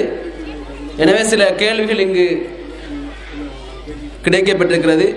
அந்த கேள்விகளுக்கான பதில்களை ஷேக் முஜாஹித் பின் ரசீன் அவர்கள் இப்பொழுது உங்களுக்கு. முதலாவது கேள்வி என்னென்று சொன்னால், திரைமறைவில்லாமல் பெண்கள் மத்தியில் பயான் நிகழ்ச்சி மார்க்க விளக்கம் நடத்துவது இஸ்லாமிய அடிப்படையில் விளக்கம் தர வேண்டும். அதாவது மார்க்க ரீதியாக திரையில்லாமல் பெண்களுக்கு மத்தியில் உரைகள் நிகழ்த்துவ சம்பந்தமாக மார்க்கத்துடைய தீர்ப்பு என்ன என்பதுதான் கேள்வி. இல்லை, நீங்கள் எடுத்து பார்த்தீங்கன்னு சொன்னால் ரசூலுல்லாஹி ஸல்லல்லாஹு அலைஹி வஸல்லம் அவருடைய காலத்தில் ஆண்கள் பெண்களும் கலந்து கொண்ட இடங்களில் திரை இருக்கவில்லை. கன்ஃபார்மாக எங்களுக்கு தெரியும். ஆண்களும் பெண்களும் கலந்து கொண்ட, உதாரணமாக பெருநாள் திடல், இதில் எந்த திரையும் எனது இருக்கவில்லை. முன்னால் ஆண்கள் இருந்தார்கள், பின்னால் என்ன செய்தார்கள்? பெண்கள் இருந்தார்கள். அதே போல பள்ளி வாயில்களில் திரை இருக்கவில்லை. முன்னால ஆண்கள் இருந்தார்கள், பின்னால் என்ன செய்தார்கள்? பெண்கள் இருந்தார்கள். அதனால தான் ரசூல் ஸல்லல்லாஹு அலைஹி வஸல்லம் அவர்கள் பெண்களது சஃபிலே சிறந்த சஃப் கடைசி சஃப், மோசமான சஃப் முதல் சஃப் என்றார்கள். ஆண்களுடைய சஃபிலே சிறந்த சஃப் முதல் சஃப், மோசமான சஃப் கடைசி சஃப் என்று சொன்னார்கள். அதில் விருப்பம் குறைவு ஏற்பட வேண்டும் என்பதற்காக ரசூலுல்லாஹ் காட்டிய வழிகாட்டல். அதனால ஆண்களும் பெண்களும் கலந்திருக்கின்ற இடத்தில் ஆண்களும் பெண்களும் கலக்காத வண்ணம் ஒரு கெப் இருந்தாலே போதுமானது. திரை இருக்கவில்லை என்பதற்கு இந்த செய்திகள் ஆதாரமாக இருக்கின்றன.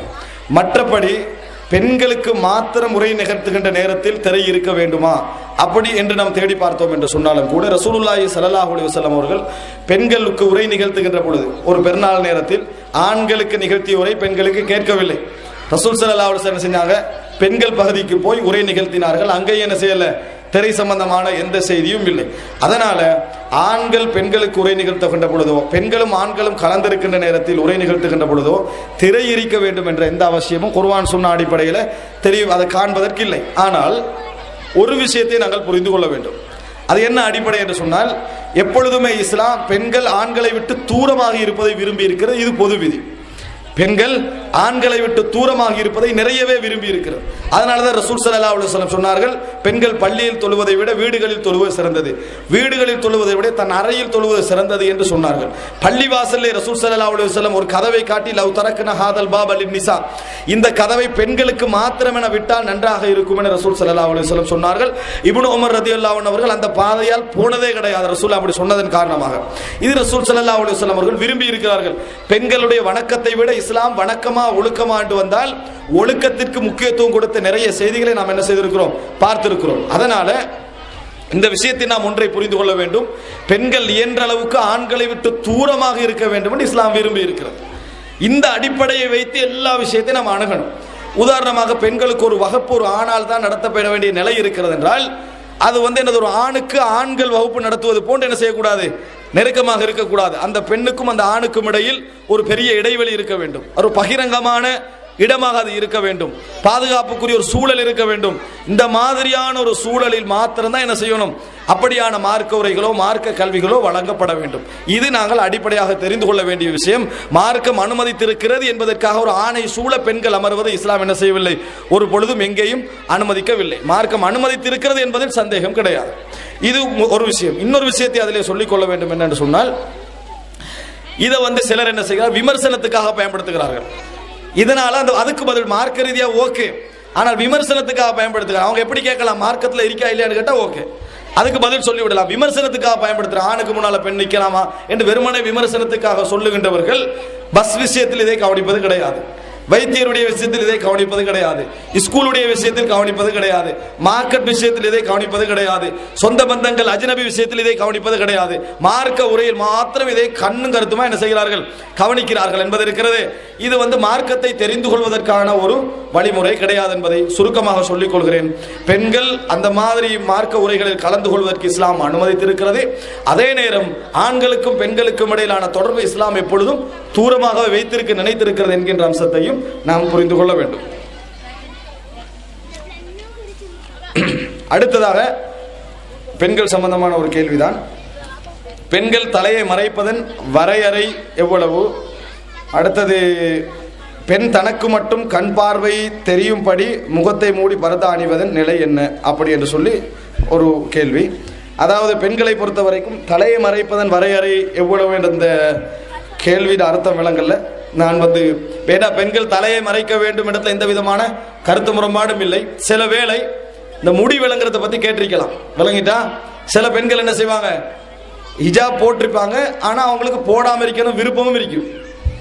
அதை எப்படி போடுவாங்கன்னா, ஒரு காலடி வைக்கக்குள்ள 2 முறை அந்த சோல் விழுந்துரும். ஒரு காலடி வைக்கக்குள்ள 2 முறை அந்த சோல் என்ன செஞ்சிடும், விழுந்துரும், மறுபடியும் எடுத்து போட்டுருவாங்க. இப்படி ஒரு சோல் தேவையே இல்லை, அப்படி ஒரு சோல் தேவையே இல்லை. இஸ்லாம் என்னது, பெண்களை மறைக்க சொல்லுகின்ற பொழுது முக்கியமான சில விஷயங்களை சுட்டி காட்டி சொல்கிறது. நெஞ்சு பகுதிகளில் அவர்களது முந்தானைகளை இழுத்துக் கொள்ள வேண்டும் என்று சொல்லுது. காலை அடிச்சு அலங்காரங்களை வெளிக்காட்டக்கூடாதுன்னு சொல்லுகிறது. யுதினீன அலைஹின்ன மின் ஜலாபிபிஹின்ன, இந்த என்னது, அதாவது ஜில்பாபுகளை தங்கள் மீது இழுத்துக் கொள்ள வேண்டும் என்று இஸ்லாம் என்ன செய்கிறது, சொல்லி காட்டுகிறது. முடிப்பகுதி விளங்காத அளவுக்கு என்ன செய்யணும், நெற்றியின் அளவுக்காவது என்ன செய்யணும், பெண்கள் இழுத்து மறைத்து கொள்ள வேண்டும். அது அந்த வசனம் சொல்லக்கூடிய விளக்கம். அடுத்ததாக, சில பெண்கள் தலையை மறைச்சிருப்பாங்க, ஆனா முடியிட ஸ்டைல் வழங்கு இப்படி வச்சு முடி என்ன செய்யும், ஒரு மலை மாதிரி மேலால விளங்குற அளவுக்கு வச்சு என்ன செய்வாங்க, அதை வைத்துக் கொள்வார். ரசூலுல்லாஹி ஸல்லல்லாஹு அலைஹி வஸல்லம் சொன்னார்கள், சின்ஃபானி மின் உம்மத்தி லம் அரஹுமா பஅத், 2 கூட்டங்கள் என் சமுதாயத்திலே உள்ளவர்கள் நான் இன்னும் காணவில்லை. அதுல பெண்களை பற்றி சொல்லுகின்ற பொழுது சொன்னார்கள், நிசாஉன் காசியாத்துன் ஆரியாத்துன் மாயிலாத்துன் முமீலாத் ருஊசுஹுன்ன கஅஸ்னிமத்தில் புக்தில் மாயிலா. சில பெண்கள் இருப்பார்கள், ஆடை அணிந்தும் நிர்வாணிகளாக இருப்பார்கள். அவர்கள் என்னது, நடந்து செல்கின்ற பொழுது, அதாவது வளைந்து வளைந்து நடந்து செல்வார்கள். அவர்களுடைய முடிகளில் தலைகள் எப்படி இருக்கும் என்று சொன்னால், ஒட்டகத்தின் திமிழ்கள் போன்று என்ன செய்யும், அவைகள் இருக்கும் என்று சொன்னார்கள்.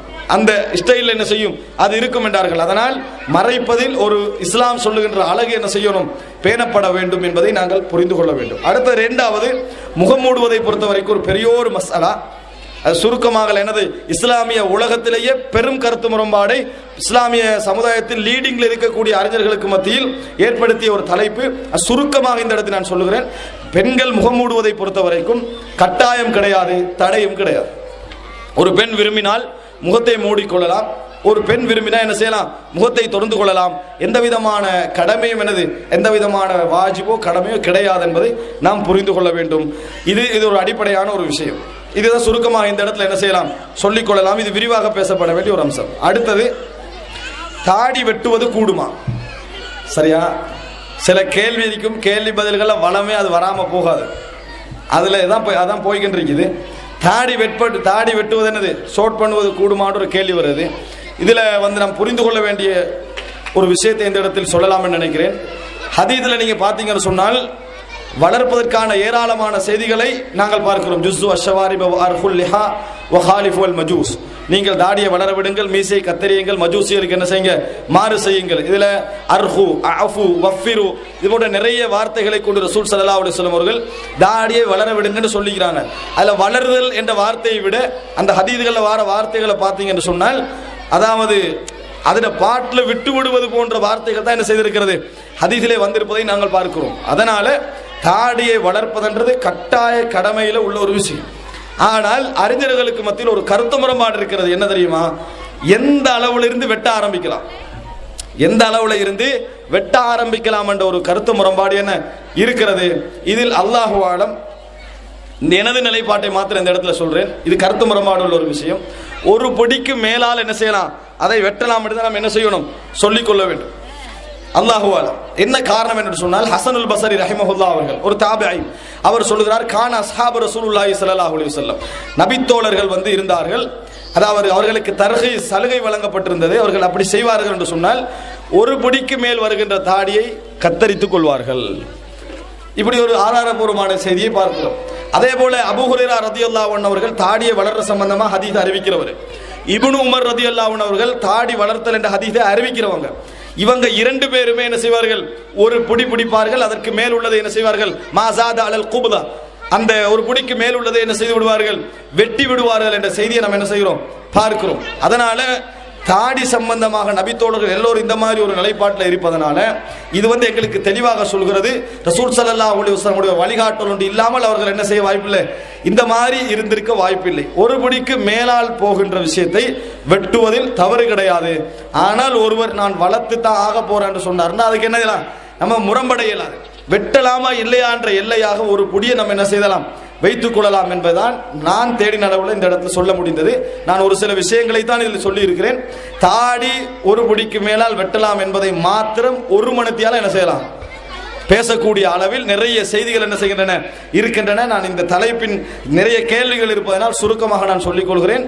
அந்த அளவுக்கான அந்த செய்திகள் எல்லாம் நபித்தோழர்களுக்கு மத்தியில் இந்த ஒரு புடி வெட்டுகின்ற வழக்கம் அதிகமாக இருந்தன என்பதற்கான ஆதாரமாக அதை என்ன செய்யலாம், நாம் கொள்ளலாம். ஒட்டுமொத்த நபித்தோழர்களுக்கு மத்தியில் அப்படி ஒரு நிலைப்பாடு இருந்து மற்றவர்கள் அதை மறுக்கக்கூடிய நிலைமையில் இல்லை என்றால் அது நபி அவர்களுடைய வழிகாட்டல் என்றதுதான் அதற்கான ஆதாரம் என்பதை நாங்கள் என்ன செய்ய வேண்டும், புரிந்து கொள்ள வேண்டும். அதற்கு மாற்றமாக சிலர் என்ன சொல்றாங்கன்னு சொன்னால், ஷோட் பண்ணலாம் என்ற அடிப்படையில் ஷோட் பண்றாங்க. ஷோட் பண்ணிட்டு நீங்க தாடியை வலிச்சிக்கிறீங்கன்னா வலிக்கல இல்ல, ஷோட் தான் பண்ணிக்கிற, கொஞ்சம் கிட்ட வாங்கன்னு காட்டுறாங்க. அந்த அளவுக்கு ஷோட் பண்ணிட்டு விளங்கிட்டா, கிட்ட வந்துதான் ஷோட் பண்ணிக்கிறாரா வலிச்சிக்கிறாரான்னு விளங்க வேண்டியிருக்குது. அந்த அளவுக்கு ஷோட் பண்ணிட்டு ஷோட் பண்ணலாம்ன்றாங்க. ஹதீஸை பாருங்க, தாடியை வளர விடுங்கள், மீசையை ஷோட் பண்ணுங்கள். எதை ஷோட் பண்ணுங்கள், மீசையை ஷோட் பண்ணுங்கள். தாடியை ஷோட் பண்ணா தாடி மீசைன்னு அர்த்தம். விளங்கிட்டா, தாடியை வளர விடுங்கள், மீசையை ஷோட் பண்ணுங்கள்னா மீசையை ஷோட் பண்ணுங்கள், தாடியை ஷோட் பண்ணுங்கள்னு விளங்க இயலாது. மீசையை ஷோட் பண்ணுங்கள், தாடியை வளர விடுங்கள்னா ஷோட் மீசைக்கு, வளர்த்தல் தாடிக்குன்னு அர்த்தம். இதை நாம் என்ன செய்ய வேண்டும், புரிந்து கொள்ள வேண்டும். அடுத்ததாக ஒரு பெண் கர்ப்பிணியாக இருக்கிறார். அவளுக்கு அந்த குழந்தையை சுமப்பதன் மூலம் அவருடைய உயிருக்கு ஆபத்து என்று ஒரு உண்மையான ஈமானுள்ள வைத்தியர் கூறுகிறார். இந்த நேரத்தில் கருவை கலைப்பது இல்லாமலாக்குவது இஸ்லாத்தில் ஆகுமா? அதாவது கருக்கலைப்பு என்பது அது ஒரு பெரிய ஒரு டாபிக் தான். கருக்கலைப்பை பொறுத்த வரைக்கும் அதாவது ஒரு வைத்தியர் சொல்றாரு, இவருடைய உயிருக்கு ஆபத்து, இந்த கருத்தரிக்குமாக இருந்தால் இப்போ ஆரம்ப நிலையில இருக்குது, இவருடைய உயிருக்கு ஆபத்து, இப்போ பிறந்தா என்ன செஞ்சிடும், இவருடைய உயிர் ஆபத்தான நிலையில முடியும். நம்மளுக்கு முழுமையான எவிடன்ஸ் என்ன செய்யுது, இப்படி கிடைக்குது. இப்போ கருக்கலைப்பு செய்யலாமா என்ற ஒரு கேள்வி இருக்குது. இந்த கேள்வியை பொறுத்த வரைக்கும் கருக்கலைப்பு, அதாவது உடல்ல உருவாகிய பின்னால் கருக்கலைத்தல் என்கின்ற தலைப்பு கூடுதலாக நான் ஆய்வு செய்ய வேண்டிய ஒரு தலைப்பு என்பதனால் அந்த கேள்விக்கு நான் என்ன செய்யவில்லை, பதில் சொல்ல விரும்பவில்லை. மாற்றமாக அதாவது கரு தங்குவதற்கு முன்னால் ஒரு வைத்தியர் அப்படி ஒரு அட்வைஸ் பண்ணியிருந்தா கருவை தங்காம வைப்பதில் தடை இல்லை. கரு தங்குவதற்கு முன்னாலே அந்த மாதிரி வைத்தியர் உபதேசம் செய்கிறாரு, கருவை தங்கினா உங்களுக்கு உயிருக்கு ஆபத்து, நம்மளுக்கு நிச்சயமா ஒரு அட்வைஸ் கிடைக்குது, உண்மையான ஒரு மெடிக்கல் ரிசல்ட் வைங்க. அந்த மாதிரி நேரங்களில் அதை தவிர்த்துக் கொள்வது தடை கிடையாது. ஆனால் கரு உருவாகிய பின்னால் அதை உயிருக்கு ஆபத்து என்ற பெயரில் கலைக்கலாமா என்ற கேள்வியை பொறுத்த வரைக்கும் நான் இது ஒரு ஆய்வுக்கு உட்படுத்தப்பட வேண்டிய ஒரு தலைப்பு. ஒரு ஆய்வின் பின்னால் தான் இது சொல்ல முடியும். இது தெரிந்தவர்களின் சாய்வார்கள் இருப்பார்கள், அவர்களோடு இதை சம்பந்தமாக நீங்கள் ஆலோசித்துக் கொள்ளுங்கள் என்று சொல்லி, அடுத்த விஷயம் என்னென்று சொன்னால்,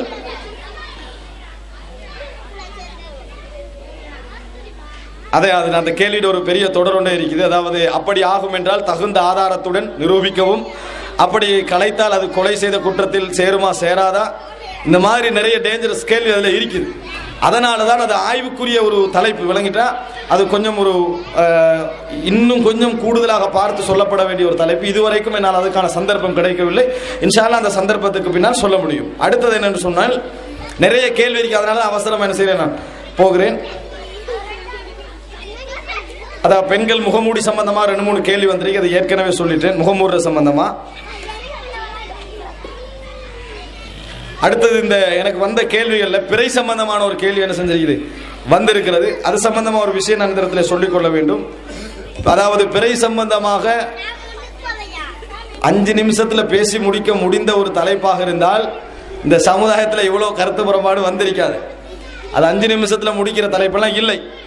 அதில் என்ன பலவிதமான ஆதார விளக்கங்கள் நிறைய இருப்பதனால ஒரு 1.5 மணி நேரம் 2 மணி நேரம் பேசப்பட வேண்டிய ஒரு தலைப்பு. அந்த தலைப்பை பேசுகின்றவர்களுக்கு இருக்க வேண்டிய முக்கியமான சிபத்து என்ன தெரியுமா? எந்த விதமான காழ்ப்புணர்வு அதில் இருக்கப்படாது. ஏதாவது தஅஸ்ஸுப் நிறைய பேர் என்ன செய்யறாங்கன்னு சொன்னா, இன்றைக்கு அந்த தலைப்போட நிலைமை என்ன தெரியுமா? யாரையாவது 5 பேரை இருண்ட கருத்துள்ளவங்களையும் கொண்டு இருப்பட்டி பிரஷரை செக் பண்ணீங்கன்னா பவர்ஃபுல்லா இருக்கிற அளவுக்கு என்னது அந்த நிமிஷத்துல அதை பேசுறதுக்கு முந்தைய டென்ஷன் ஆயிடுறாங்க தலைப்புல. அந்த நிலைமையோட சமுதாயத்தில் இருக்கிறது. நான் தெளிவாக சொல்ல வேண்டும், அந்த அளவுக்கு ஒரு ரஃப்பான மனநிலை அதில் உருவாகி இருக்கிறது. ஆனால் ஒரு இஜ்திஹாதுக்குரிய ஒரு மஸ்அலா, அதில் ஒருவர் ஒரு விஷயத்தை சரி கண்டு அது சரியாக இருந்தால் எல்லா இடத்துல 2 கூலி இருக்குது, பிழையாக இருந்தால் 1 கூலி இருக்குது. அப்படி ஆய்வு செய்யப்பட வேண்டியது இந்த நிலைமைக்கு என்ன செய்திருக்கு? 2 புறத்தாலும் அதிகமானவர்களால் எல்லோராலையும் எல்லாம் மாறி இருப்பதை பார்க்கிறோம். இன்ஷா அல்லாஹ் அது சம்பந்தமாக 2 புற நியாயங்களை விளங்கப்படுத்தி எது பொருத்தமான தீர்வாக இருக்கும் என்ற அமைப்பில் இன்ஷா அல்லாஹ் ஒரு கிட்டத்திலேயே ஒரு தலைப்பில் ஒரு செய்தி உங்களுக்கு என்ன செய்யும் கையில கிடைக்கும். அந்த நேரத்தில் அது விரிவான முறையில் 2 பக்கத்தாரும் பார்க்கக்கூடிய அமைப்பில் அந்த தலைப்பு என்ன செய்யப்பட்டிருக்கும், ஆய்வு செய்யப்பட்டிருக்கும். அதில் உங்களுக்கு என்ன செய்யலாம், அது சம்பந்தமாக பார்த்து கொள்ளலாம். ஓரிரு கிழமையில இன்ஷா அல்லாஹ் அது வெளியாகிடும். அடுத்த என்னென்று சொன்னால், நபி ஸல்லல்லாஹு அலைஹி வஸல்லம் அவர்களின் தெளிவான மற்றும் ஆதாரபூர்வமான ஹதீஸ்களை மறுப்பவர் யார்? ஒரு ஹதீஸை ஒருவர் ரசூல் ஸல்லல்லாஹு அலைஹி வஸல்லம் ஹதீஸை யார் மறுக்கிறார், யார் இருக்கிறார்? ரசூல் ஸல்லல்லாஹு அலைஹி வஸல்லம் ஹதீஸை மறுத்தவர் யாரு? சந்தேகமே இல்லை, காஃபிர். ஆனா அவர் ரசூலுல்லாஹ் சொன்னாங்கன்னு ஏத்துக்கண்டு மறுத்தா தான் காஃபிர்.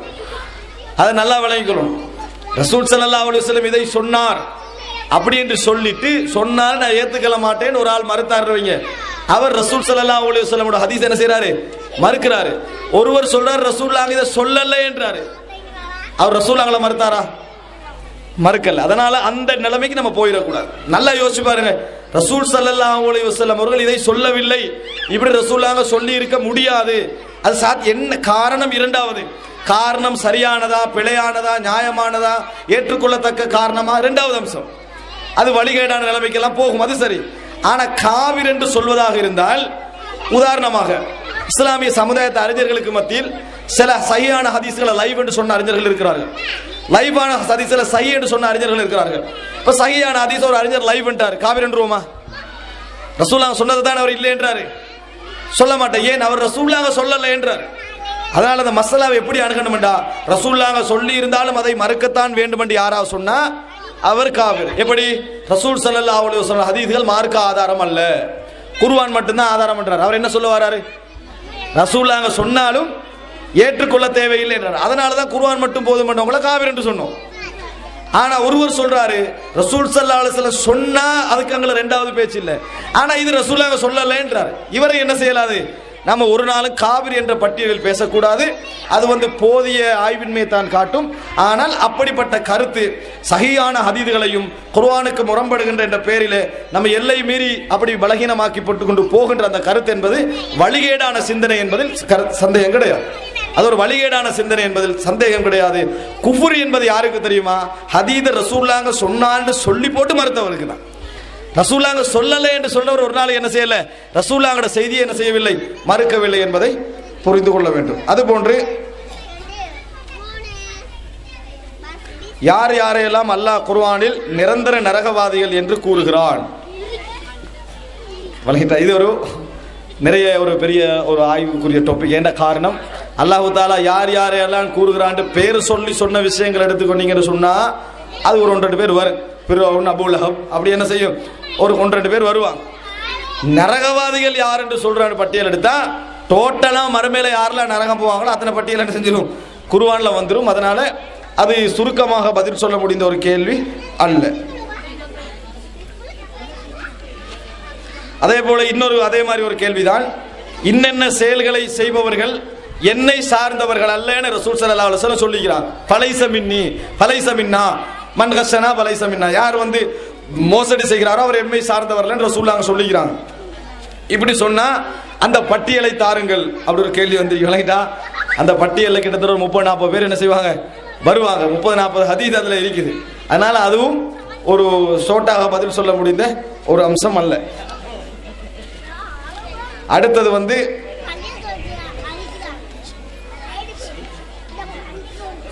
ஒரு சகோதரர் கேட்டிருக்கிறார், சாது அரபுல சாது என்று எழுதி இந்த சாது என்ற தரத்தை சேர்ந்த ஹதீஸ்களை கொண்டு அமல் செய்யலாமா அப்படின்ட்டு நான் நினைக்கிறேன். அது அந்த அரபு எழுதினவர் வந்து ஒரு அரபு படித்த ஒரு மனிதராக இருக்க வாய்ப்பு குறைவு. என்ன காரணம் என்று சொன்னால் அந்த சகோதரி தான் ஒன்று நினைச்சிருவானா விளங்கிட்டான. என்ன காரணம் என்றால் சாத் அல்ல ஷாத்.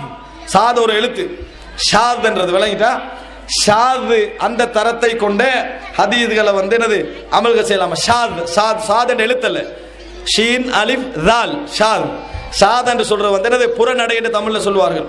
முரண்பட்டு போறது, அரிதாக போறது, ஒரு வளமையான போக்குக்கு மாத்தமான ஒரு பதிவு. ஷாத் என்ற அந்த தரம் வந்து ஹதீஸ்ல பலகீனம் என்ற தரத்துக்கு உள்ளது விளங்கிட்டா. அது சுருக்கமாக வழங்கப்படுத்துறா பலகீனம் என்றதுக்கு பல பேர் வைப்பாங்க. அதாவது காரணத்தை பொறுத்து என்னென்ன காரணமா ஒரு ஆள் பலகீனம். அதுல ஒரு ஆசிரியர் இருக்கிறார், அவருக்கு ஒரு 11 மாணவர் இருக்கிறாரு. 10 பேர் ஒரு மாதிரி அறிவிக்க 11வது ஆள் நல்லவர் தான், நம்பகமானவர் தான். 10 பேருக்கு முரணா ஒரு செய்தி என்ன செய்யறாரு போட்டாருன்னா அது என்ன அர்த்தம்? அவர் அந்த இடத்துல பிழை விட்டுக்கிறான்னு அர்த்தம். ஒரே செய்தி 10 பேர் ஒரு மாதிரி அறிவிக்கிறாங்க, அந்த செய்தியை முரண்பட்ட மாதிரி 11வது நபர் அறிவிக்கிறார், நம்பகமானவர் தான். ஆனா 10 பேருக்கு முரணா அறிவிக்கிறதுனால என்ன விளங்குது? அந்த செய்தி அவர் என்ன செய்யல, ஒழுங்கா மனநமிடவில்லை, அதனால ஷாத்ன்னு சொல்வார்கள். அதான் அந்த இடத்துல சுருக்கமாக சொல்ல முடிந்தது. அடுத்தது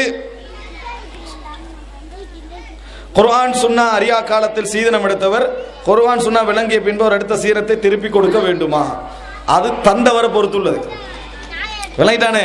நீங்க எடுத்த சீதனத்தை திருப்பி கொடுக்க வேண்டுமா என்பது நீங்க யார்கிட்ட எடுத்தீங்களோ அவரை பொறுத்துள்ள விஷயம். ஆனா நல்ல முன்மாதிரி என்ன தெரியுமா? அவர் மன்னித்து விட்டார் என்று விடாமல் நம்ம கொடுக்கிறது நல்ல முன்மாதிரி. என்ன காரணம்டா, யாரும் மருமகனை மன்னிக்க தான் பார்ப்பாங்க. ஏன் மகளை விட்டு பேசுறோன்ற ஒரு பயம் இருக்கும். அதான் உண்மை விளங்கிட்டா. வெளியில நம்ம என்னதான் சொன்னாலும் நான் மன்னிக்க மாட்டேன் அப்படின்னு சொல்லிட்டா, ஆகவே நல்லவராய்ந்தா கொஞ்சம் ஒன்றும் சொல்ல மாட்டாரு. ஓரளவு நல்லவனாய்ந்தா பாப்ப மன்னிக்க மாட்டான்ற திருப்பி கொடுக்குறேன். ஆனா அந்த ஆள்கிட்ட புடிவாதமைக்கு தெரியுமா அப்படின்னு சொல்லுறேன். அந்த மோசமான குணம் பாத்தியா, மன்னிச்சாரு நான் மருமகன் தானே அப்படின்னு முணக்கம் என்ன செய்யும், இருந்து கண்டே இருக்கும். அதனால நம்ம நல்ல முன்மாதிரி திருப்பி கொடுத்துறது, அதான் நல்ல முன்மாதிரி. ஆனால் உரியவர் மன்னிச்சுட்டு அதெல்லாம் தேவையில்லை, அதெல்லாம் உங்களுக்கு தான் அப்படின்னு அவர் சொல்லிட்டாருன்னு வைங்களே, மன்னிச்சு உங்களை மன்னிச்சுட்டு நீங்க விளங்கிட்டீங்களே, நான் மன்னிச்சுட்டு அதை ஏதோ என் மகளுக்கு என்ன செஞ்சிருக்க செலவழிச்ச மாதிரி ஆகட்டும் அவர் மன்னித்து விட்டால் வேற யாருக்கு அதுல ரைட் இல்ல கொடுத்து தான் ஆகட்டும் சொல்றதுக்கு விளங்கிட்டா. கொடுத்தவன் மன்னிச்சுட்டா சப்ஜெக்ட் முடிஞ்சது, அப்படியா இல்லையா? கொடுத்தவன் மன்னித்து விட்டால் அந்த சப்ஜெக்ட் என்ன செஞ்சிடும், முடிந்து விடும். ஆனால் இன்றைய சூழலை வைத்து மன்னிப்பு ஒரு ஆயுதமா பயன்படுத்தாம மன்னிச்சாலும் மற்றவர்களுக்கு முன்மாதிரியாக நான் கொடுக்க முன்வர வேண்டும் என்றதுதான் நல்லது. நிறைய பேர் 20,000க்கெல்லாம் கொடுக்கத்தான் முன்வர வேண்டும் என்று உறுதியிலிருக்கிறாங்க, 5 லட்சத்துக்கெல்லாம் மன்னிப்பிட உறுதியிலிருக்கிறான் விளங்கிட்டா. இதெல்லாம் சீதனத்துக்குள்ள நடக்குது. அந்த மாதிரி இல்லாமல் ஒரு முன்மாதிரியாக அதை எடுத்துக்கொள்வது நல்லதுன்னு நான் நினைக்கிறேன். அடுத்தது வந்து தொழாதவரை காபிர் என அழைக்கலாமா அப்படி ஒரு கேள்வி. அதாவது தொழாதவர் காபிரா இல்லையாண்ட அந்த கேள்வி வேற, தொழாதவரை காபிர் என்று அழைக்கலாமான்ற கேள்வி வேற. ரெண்டு விளங்கிட்டு வித்தியாசம் விளங்கிட்டா. ஒருவர் செய்யறது சிறுக்கா இல்லையான்ற கேள்வி வேற, அவரை முஸ்ரிக் என்று கூப்பிடலாமான்ற கேள்வி வேற. ஒருவரை காபிர் என்று கூப்பிடலாமா என்ற கேள்வி நிறைய தூரத்துக்கு போக வேண்டிய ஒரு கேள்வி. ஆனால் தொழாதவன் காபிரா இல்லையா என்ற கேள்விக்கு மட்டும் பதில் சொல்றேன். இந்த தொழாதவன் காபிரா இல்லையா என்பதும், அதாவது நபித்தோழர்களுக்கு பிந்திய காலத்துடைய நூல்கள் இருந்து நீங்க எடுத்து பார்த்தீங்கன்னா ஒரு கண்ட்ரோவர்ஷியல் டாபிக், கருத்து முரண்பாடான ஒரு தலைப்பாகவே இருந்து வருவது. ஆனால் புகாரிலே வரக்கூடிய ஒரு தெளிவான ஹதீஸ் எங்களுக்கு எதை சொல்லுது என்று சொன்னால், தொழாதவன் மிகப்பெரிய பாவம் செய்கிறான், அதுல சந்தேகம் கிடையாது. ஆனா காபிர் அல்ல, காபிர் அல்ல என்பதுதான் தெளிவாக விளங்கக்கூடிய செய்தி. ஆனா மிகப்பெரிய பாவம்.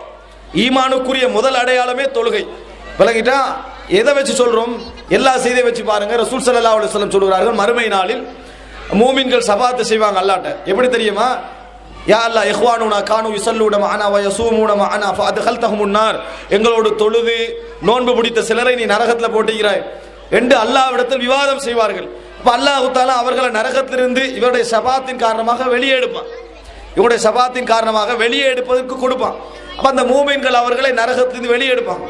அதற்கு பின்னால அல்லாஹ் தஆலா சொல்லுவான், தொழுதவங்க அந்த மாதிரி நரகம் போனவங்க வெளியேடுபட்டுருவாங்க.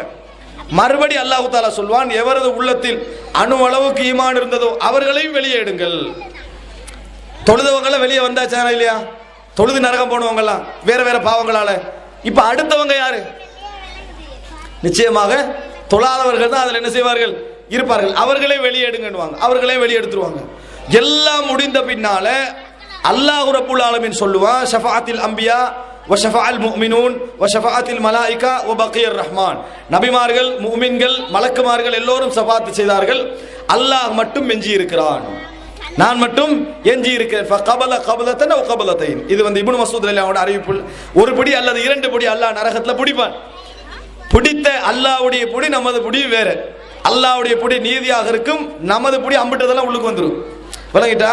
அல்லாஹ்வுடைய பிடி நீதியாக இருக்கு, மனிதன் பிடியோட அல்லாஹ்வுடைய பிடியை யோசிக்க கூடாது. ஃபகபல கபலத்தன். அல்லாஹ் ஒரு பிடி பிடிப்பான். அவங்க யார் தெரியுமா? அந்த பிடிக்கு லஹப்படுவாங்க. லம் யஅமல் அமலன் கத்து. எந்த அமலும் அவர்கள் செய்தது கிடையாது.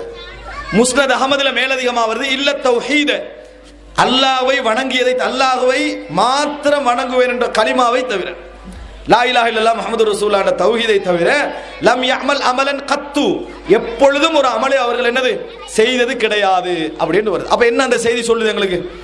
ஈமானுக்கு பின்னால் அவர்கள்ட்ட அமல்கள் எதுவுமே என்ன செய்யல, வரல.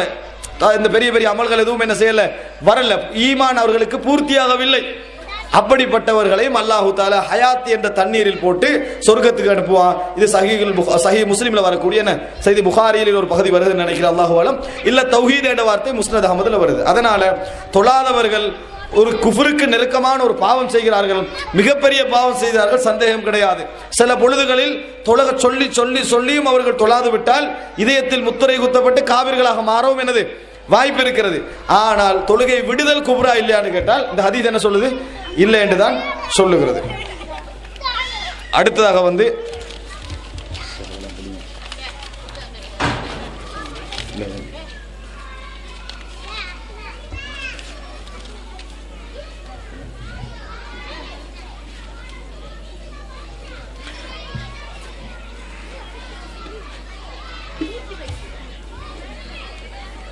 இஸ்லாத்தில் பழி வாங்குதல் கூடுமா அப்படின்னு ஒரு கேள்வி இது. பொதுவாக மதம் என்று போதித்த எல்லாருமே பழி வாங்குதலை கூடாதுன்னு தான் செஞ்சுக்கிறாங்க, போதித்து இருக்கிறார்கள். பழி வாங்குதலை சட்டமா சொன்ன ஒரு மார்க்கம் இஸ்லாம் மட்டும்தான்.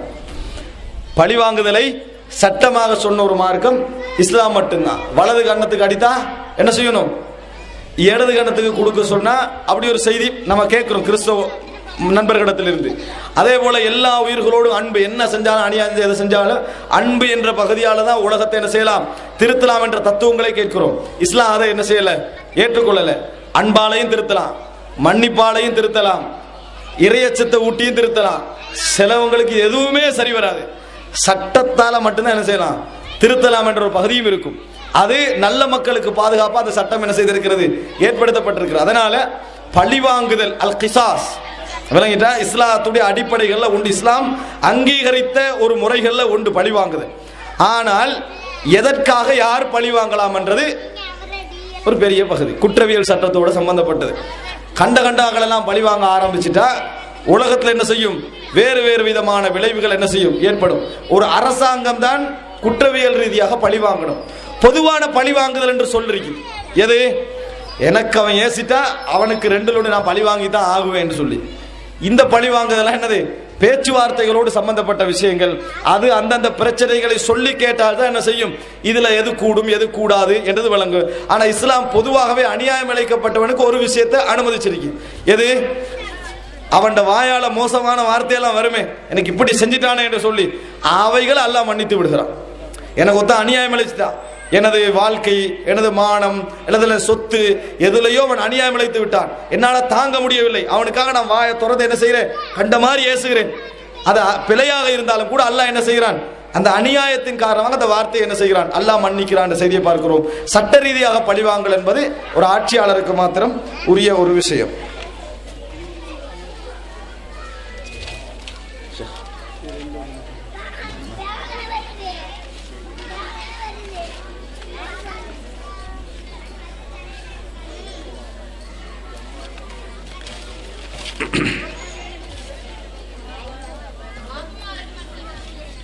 அதாவது ஆண் ஜனாசாவை பெண்கள் பார்க்க முடியுமா, அதே போன்று பெண் ஜனாசாவை ஆண்கள் பார்க்க முடியுமா அப்படி ஒரு கேள்வி வந்துருக்கு. இஸ்லாத்தை பொறுத்த வரைக்கும் நான் ஹதீதுக்கு வருகிறேன் நேரடியா. அந்த ஹதீது விஷயத்தை சொல்வதற்கு முன்னால் ஒரு அடிப்படை விளங்கிக் கொள்ள வேண்டும். எப்போ இஸ்லாம் இந்த அஜ்னபி மஹ்ரமி சட்டத்தை ஏற்படுத்துது? திருமணம் முடிப்பதற்கான சாத்தியத்தின் பொழுதுதான். அப்படித்தானே? ஒரு பெண்ணை திருமணம் முடித்து விட்டால் அந்த பெண்ணுடைய தாயார் அந்த திருமணம் முடிச்சவனுக்கு என்னது? மஹ்ரமாகிறா. அவ விவாகரத்து செஞ்ச பின்னாலும் மஹ்ரம் தான். விளங்கிட்டா? ஒரு மனைவியை விவாகரத்து செஞ்சுட்டா மனைவியுடைய தாய் என்றைக்குமே என்ன மஹ்ரம் தான். அவன் மஹ்ரமியத்திலிருந்து அவன் என்ன செய்ய போறது இல்லை, நீங்க போறது இல்லை. அதே போல யாரை திருமணம் முடிக்க முடியுமோ அதுக்கு தான் சட்டம் இஸ்லாம் என்ன செஞ்சு போட்டிருக்கு. ஜனாசாவை திருமணம் முடிக்க முடியுமா? திருமணம் முடிக்கலாது. அதனால பார்க்க கூடாத சட்டம் எல்லாம் என்ன செய்யாது, அந்த இடத்துல வராது. இதை நம்ம அடிப்படையாக விளங்கிக் கொள்ள வேண்டும். இப்படி ஒரு சப்ஜெக்ட் வந்த நேரத்தில் இதுல நம்ம வேற வேற விதமான சிந்தனைகள் நம்மளுக்கு வரலாம். ஆனால் இதுல ஒரு ஹதீதை பாருங்க. ரசூலுல்லாஹி ஸல்லல்லாஹு அலைஹி வஸல்லம் அவருடைய மகள் உம்மு குல்சும் அல்லது ருக்கையா நினைக்கிறேன், அந்த பேர்ல ஒரு கன்ஃபியூஸ், ருக்கையா ரலியல்லாஹு அன்ஹா நினைக்கிறேன், மரணித்த நேரத்தில் ரசூல் ஸல்லல்லாஹு அலைஹி வஸல்லம் அவர்கள் நேற்று மனைவியோடு குடும்ப உறவில் ஈடுபடாத யாராவது இருக்கிறீங்களான்னு ரசூலாம் கேட்கிறாங்க. அப்ப அந்த இடத்துல கணவர் உஸ்மான் ரலியல்லாஹு இருக்கிறாங்க, ரசூல் ஸல்லல்லாஹு அலைஹி வஸல்லம் இருக்கிறாங்க. அப்ப இப்படி கேட்ட உடனே அபூ தல்ஹா என்ன செய்றாரு, முன்னுக்கு வரார். அபூ தல்ஹா ஒரு அஜ்னபி, மஹ்ரமியா இருக்கிறவர் யாரு? ரசூல் ஸல்லல்லாஹு அலைஹி வஸல்லம் உஸ்மான் ரலியல்லாஹு இருக்கிறாங்க. இருக்க அபூ தல்ஹா என்ன செய்றாரு?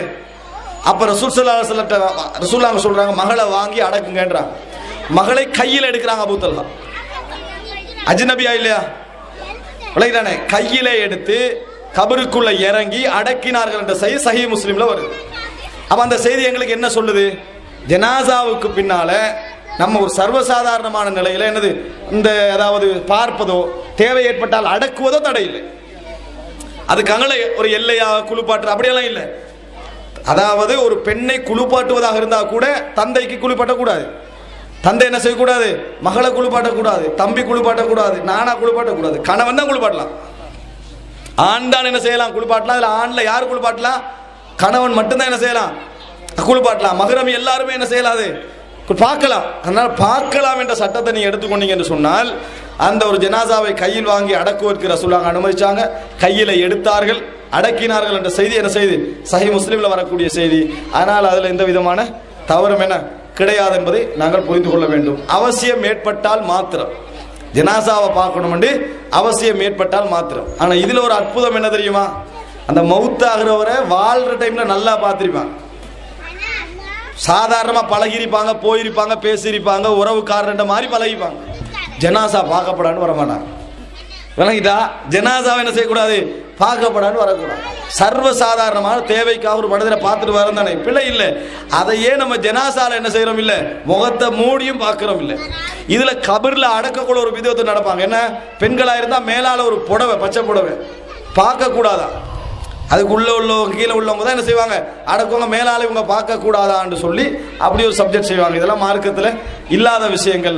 அஜ்னபி மஹ்ரம் என்ற சட்டம் விளையாட்டுக்குரிய சட்டம் அல்ல. அது ஒரு கூர்மையான அழகான சில அடிப்படைகளோடு உருவாக்கப்பட்ட சட்டம் என்பதை புரிந்து கொள்ள வேண்டும். இது கடைசியான கேள்வி தானே, லாஸ்ட் சொல்லிட்டு. அப்ப கடைசியா கேள்வி என்னன்னு சொன்னால், இதில் ஒரு கேள்வி வந்திருக்கு. இந்த கேள்வி அவங்க வேற மாதிரி கேட்டிருக்கலாம். ஆண்கள் 4 தடவை திருமணம் செய்யலாம் என கூறுகின்றது, ஆயினும் பெண்கள் எத்தனை திருமணங்கள் செய்யலாம், இதற்கு கொஞ்சம் விளக்கம் தாருங்கள் என்று சொல்லி அதில் அவங்க, நான் நினைக்கிறேன் அந்த கேள்வியுடைய நோக்கம் விவாகரத்து செய்யப்பட்டு பட்டு எத்தனை திருமணம் அப்படி தொடர்ச்சியதாக இருக்கிறதா என்பதாக இருக்கலாம். விளங்கிட்டா? அந்த மாதிரி ஒரு கேள்வியாக இருக்கலாம்னு நினைக்கிறேன். ஆண்கள் 4 திருமணம் செய்யலாம், அதில் தடை இல்லை. ஆனால் நம்மளா ஒரு தடை என்ன செஞ்சுக்கிறோம், போட்டு வைத்திருக்கிறோம். அது முதலாவது அம்சம். அது என்னது, இந்த திருமண விஷயத்தை பொறுத்த வரைக்கும் பலதார திருமணம் என்கின்ற அம்சம் நிறைய பேசப்பட வேண்டிய அம்சம். இதுல ஆண்களாக இருந்தாலும் பெண்களாக இருந்தாலும் ஒரு தவறு விளைக்கிறார்கள். வெறும் ஒரு திருமண பார்வையோடு மட்டும் அதை பார்க்கிறார்கள். ஆனால் வட மாகாணத்தில் மட்டும் முஸ்லிம் விதவை பெண்கள் என்று எடுத்தா 40,000க்கு மேல இருக்கிறாங்க. விளங்கிட்டா? அறிக்கை. இதுல இந்த முக்கியமான சப்ஜெக்ட் எடுத்து நான் சொல்வதாக இருந்தால், இதை அந்த பெண்களுடைய தங்கச்சிக்கு கல்யாணம் நடக்கலையேன்னு கவலைப்படுறாங்க, அந்த பெண் மனைவியுடைய தாத்தாக்கு கல்யாணம் நடக்கலையேன்னு கவலைப்படுறாங்க, ஆனால் இந்த 40,000 அவன் ஒருவர் என்று அவங்களுக்கு தெரியாது. இது இந்த மாதிரியான ஒரு தவறு இந்த சமுதாயத்தில் நிறைய பேசப்பட வேண்டிய ஒரு விஷயம். ஆண்களும் கூட அதை கையாளுகின்ற முறை பிழை. சிலர் பலதார திருமணம் முடிச்சுக்கிறாங்க. அவங்களுடைய கெட்ட முன்மாதிரிகள் என்ன செய்தது இந்த சமுதாயத்தில் இதை தவறான ஒரு வேலையாக கொண்டு வச்சிருது. அல் முத்தஸவ்விஜாத்து சிர்ரன், ரகசிய திருமணம். முதலாம் மனைவி உத்தியோகபூர்வ திருமணம், இரண்டாம் மனைவி ரகசிய திருமணம். மார்க்க ரீதியாக ஹலாலான்னு கேட்டா அக்கத்து நிக்கா முடிஞ்சா ஹலால் தான். சமுதாயத்தில் இரண்டாம் திருமணத்தை மோசமா காட்டுறதுக்கு அதான் காரணம். விளங்கிட்டால் ஆண்களுக்கு முடிக்கலாம் தைரியமா பகிரமா முடிக்க வேண்டியதானே. அது நம்ம யோசிக்க வேண்டிய ஒரு விஷயம். விளங்கிட்டா பப்ளிக்கா நம்ம ஆண்மை ஒன்றைக்கு மார்க்க ரீதியா பிழை இல்லை, மார்க்க ரீதியாக அதில் எந்த பிழையும் இல்லை. அல்லாஹ்விடத்தில் என்னது அவர் ஹலால் நிலையில இருக்கிறாரு. ஆனால் இந்த சமுதாயத்தில் இரண்டாம் திருமணம் என்பது ஒரு தவறான இடத்துக்கு போறது அதான் காரணமாக இருக்கிறது. பெண்களை பொறுத்த வரைக்கும் அதாவது சிலருடைய ஒரு கேள்வி இருக்கு, அதை நான் சொல்லிக்கொள்ளணும். ஆண்களுக்கு அல்லாஹ் தஆலா சொர்க்கத்தில் ஹூருல் ஈன்கள் நிறைய மனைவிமார்கள் கொடுப்பதா குர்ஆன் சொல்லுது. இப்ப பெண்களுக்கு அப்படி எதுவும் இல்லையே அப்படின்ற ஒரு கேள்வி இருக்கிறது. யாராவது ஆண்களுக்கு எப்படி 70 கணவன் இருக்கிறாரோ 70 மனைவிமார்கள் இருக்கிறார்களோ அது மாதிரி பெண்களுக்கு வேணும் என்று நினைக்கிறவங்க முதலாவது சொர்க்கத்துக்கு போகவே மாட்டாங்க. விளங்கிட்டா? அப்படி நினைக்கிறவங்க என்ன செய்ய மாட்டாங்க, சொர்க்கத்துக்கு போகவே மாட்டாங்க. ஏனென்றால் இஸ்லாம் பத்தினி தன்மை என்று சொல்வது ஒரு நேரத்தில் ஒரு கணவனோடு வாழ்வதை தான் இஸ்லாம் என்ன செய்து பத்தினி தன்மை அஃபீஃபாத் அவர்கள் பேணுதலான பெண்கள் இஸ்லாம் சொல்லி கொண்டிருக்கிறது. ஆனால் விவாகரத்து பண்ணப்பட்ட பின்னால் ஒரு பெண்ணை பொறுத்த வரைக்கும் விவாகரத்து பண்ணப்பட்ட பின்னால இத்தனை விவாகரத்தோட சட்டம் முடிஞ்சிடும் இல்லை. ஒரு பெண் எத்தனை முறை என்ன செய்யலாம், விவாகரத்து பண்ணப்பட்டால் புதிய ஒரு கணவர் சிறந்த கணவர் கிடைப்பாராக இருந்தால் திருமணம் முடிப்பதில் எந்த விதமான மறுப்பை இஸ்லாம் என்ன செய்யல சொல்லல. உங்களுக்கு தெரியும் நிறைய சம்பவங்கள் நான் சொல்லலாம். அஸ்மா பின்த் உமைஸ் ரலியல்லாஹு அன்ஹா அவர்கள் முதலாக திருமணம் முடிச்சிருந்தது ஜாஃபர் பின் அபி தாலிப், ரசூல் ஸல்லல்லாஹு அலைஹி வஸல்லம் உடைய அலி ரலியல்லாஹு அன்ஹுடைய நானா. ரசூல் அலி ரலியல்லாஹு அன்ஹுடைய நானாவத்தை செஞ்சா முதலாக முடிச்சிருந்தாங்க. அந்த அஸ்மா ரலியல்லாஹு அன்ஹுடைய அந்த கணவர் ஜாஃபர் மரணித்த பின்னால ஹிஜ்ரி 9ஆம் ஆண்டு அபூபக்கர் ரலியல்லாஹு அன்ஹு கல்யாணம் முடிக்கிறாங்க. அபூபக்கர் ரலியல்லாஹு அன்ஹு அவர்கள் திருமணம் முடித்தார்கள். அவர் மூலம் முஹம்மது என்ற குழந்தை ஹிஜ்ரி 10ஆம் ஆண்டு என்ன செய்கிறது, அபூபக்கர் ரலியல்லாஹு அன்ஹு அவர்களுக்கு கிடைக்கிறது. அபூபக்கருடைய அந்த மரணத்துக்கு பின்னால் அலி ரலியல்லாஹு அன்ஹு அவர்கள் அஸ்மா பின்த் உமைஸ் என்ன செய்தார்கள், திருமணம் முடித்தார்கள். அப்படி என்ன நம்ம வரலாற்றில் என்ன செய்கிறோம், நிறைய இஸ்லாமிய வரலாற்றில் பார்க்கிறோம். விவாகரத்து பண்ணப்பட்ட பின்னால் ஒரு பெண் எத்தனை திருமணம் என்பதற்கு எல்லை இல்லை. ஆனால் இந்த இஸ்லாமிய சமுதாயத்தில் ஒரு விதவைக்காக என்ன செய்யாது, திருமணம் என்ற அந்த அம்சம் இல்லாமல் இருக்கு. ஒரு அறிஞர் சொல்லுகிறார், ரசூல் ஸல்லல்லாஹு அலைஹி வஸல்லம் காலத்தில் விவாகரத்துகள் அதிகம், இன்றைய எண்ணிக்கையை விட விவாகரத்து அதிகம். ஒரு வெஸ்டர்ன் அறிஞர், இன்றைய நிலையை விட விவாகரத்து அதிகம். ஆனால் இன்று விதவைகள் அதிகம், அன்று விதவைகள் கொஞ்சம் என்றார். அதை உடனடியாக என்ன செஞ்சு அவங்களுக்கு ரிசல்ட் கிடைத்து விடும். இங்க ரிசல்ட் என்னது இல்லை என்ற ஒரு விளக்கத்தை என்ன செய்திருக்கிறார், சொல்லி இருக்கிறார். இதான் நம்மளுக்கு வந்த கேள்விகளில் சுருக்கமாக நான் பதில் சொல்லியிருக்கிறேன். இன்ஷா அல்லாஹ் சொன்ன விஷயங்களை கேட்டு முறையாக விளங்கி அமுல்படுத்தக்கூடிய சகோதரர்களாக அல்லாஹ் ரப்புல் ஆலமீன்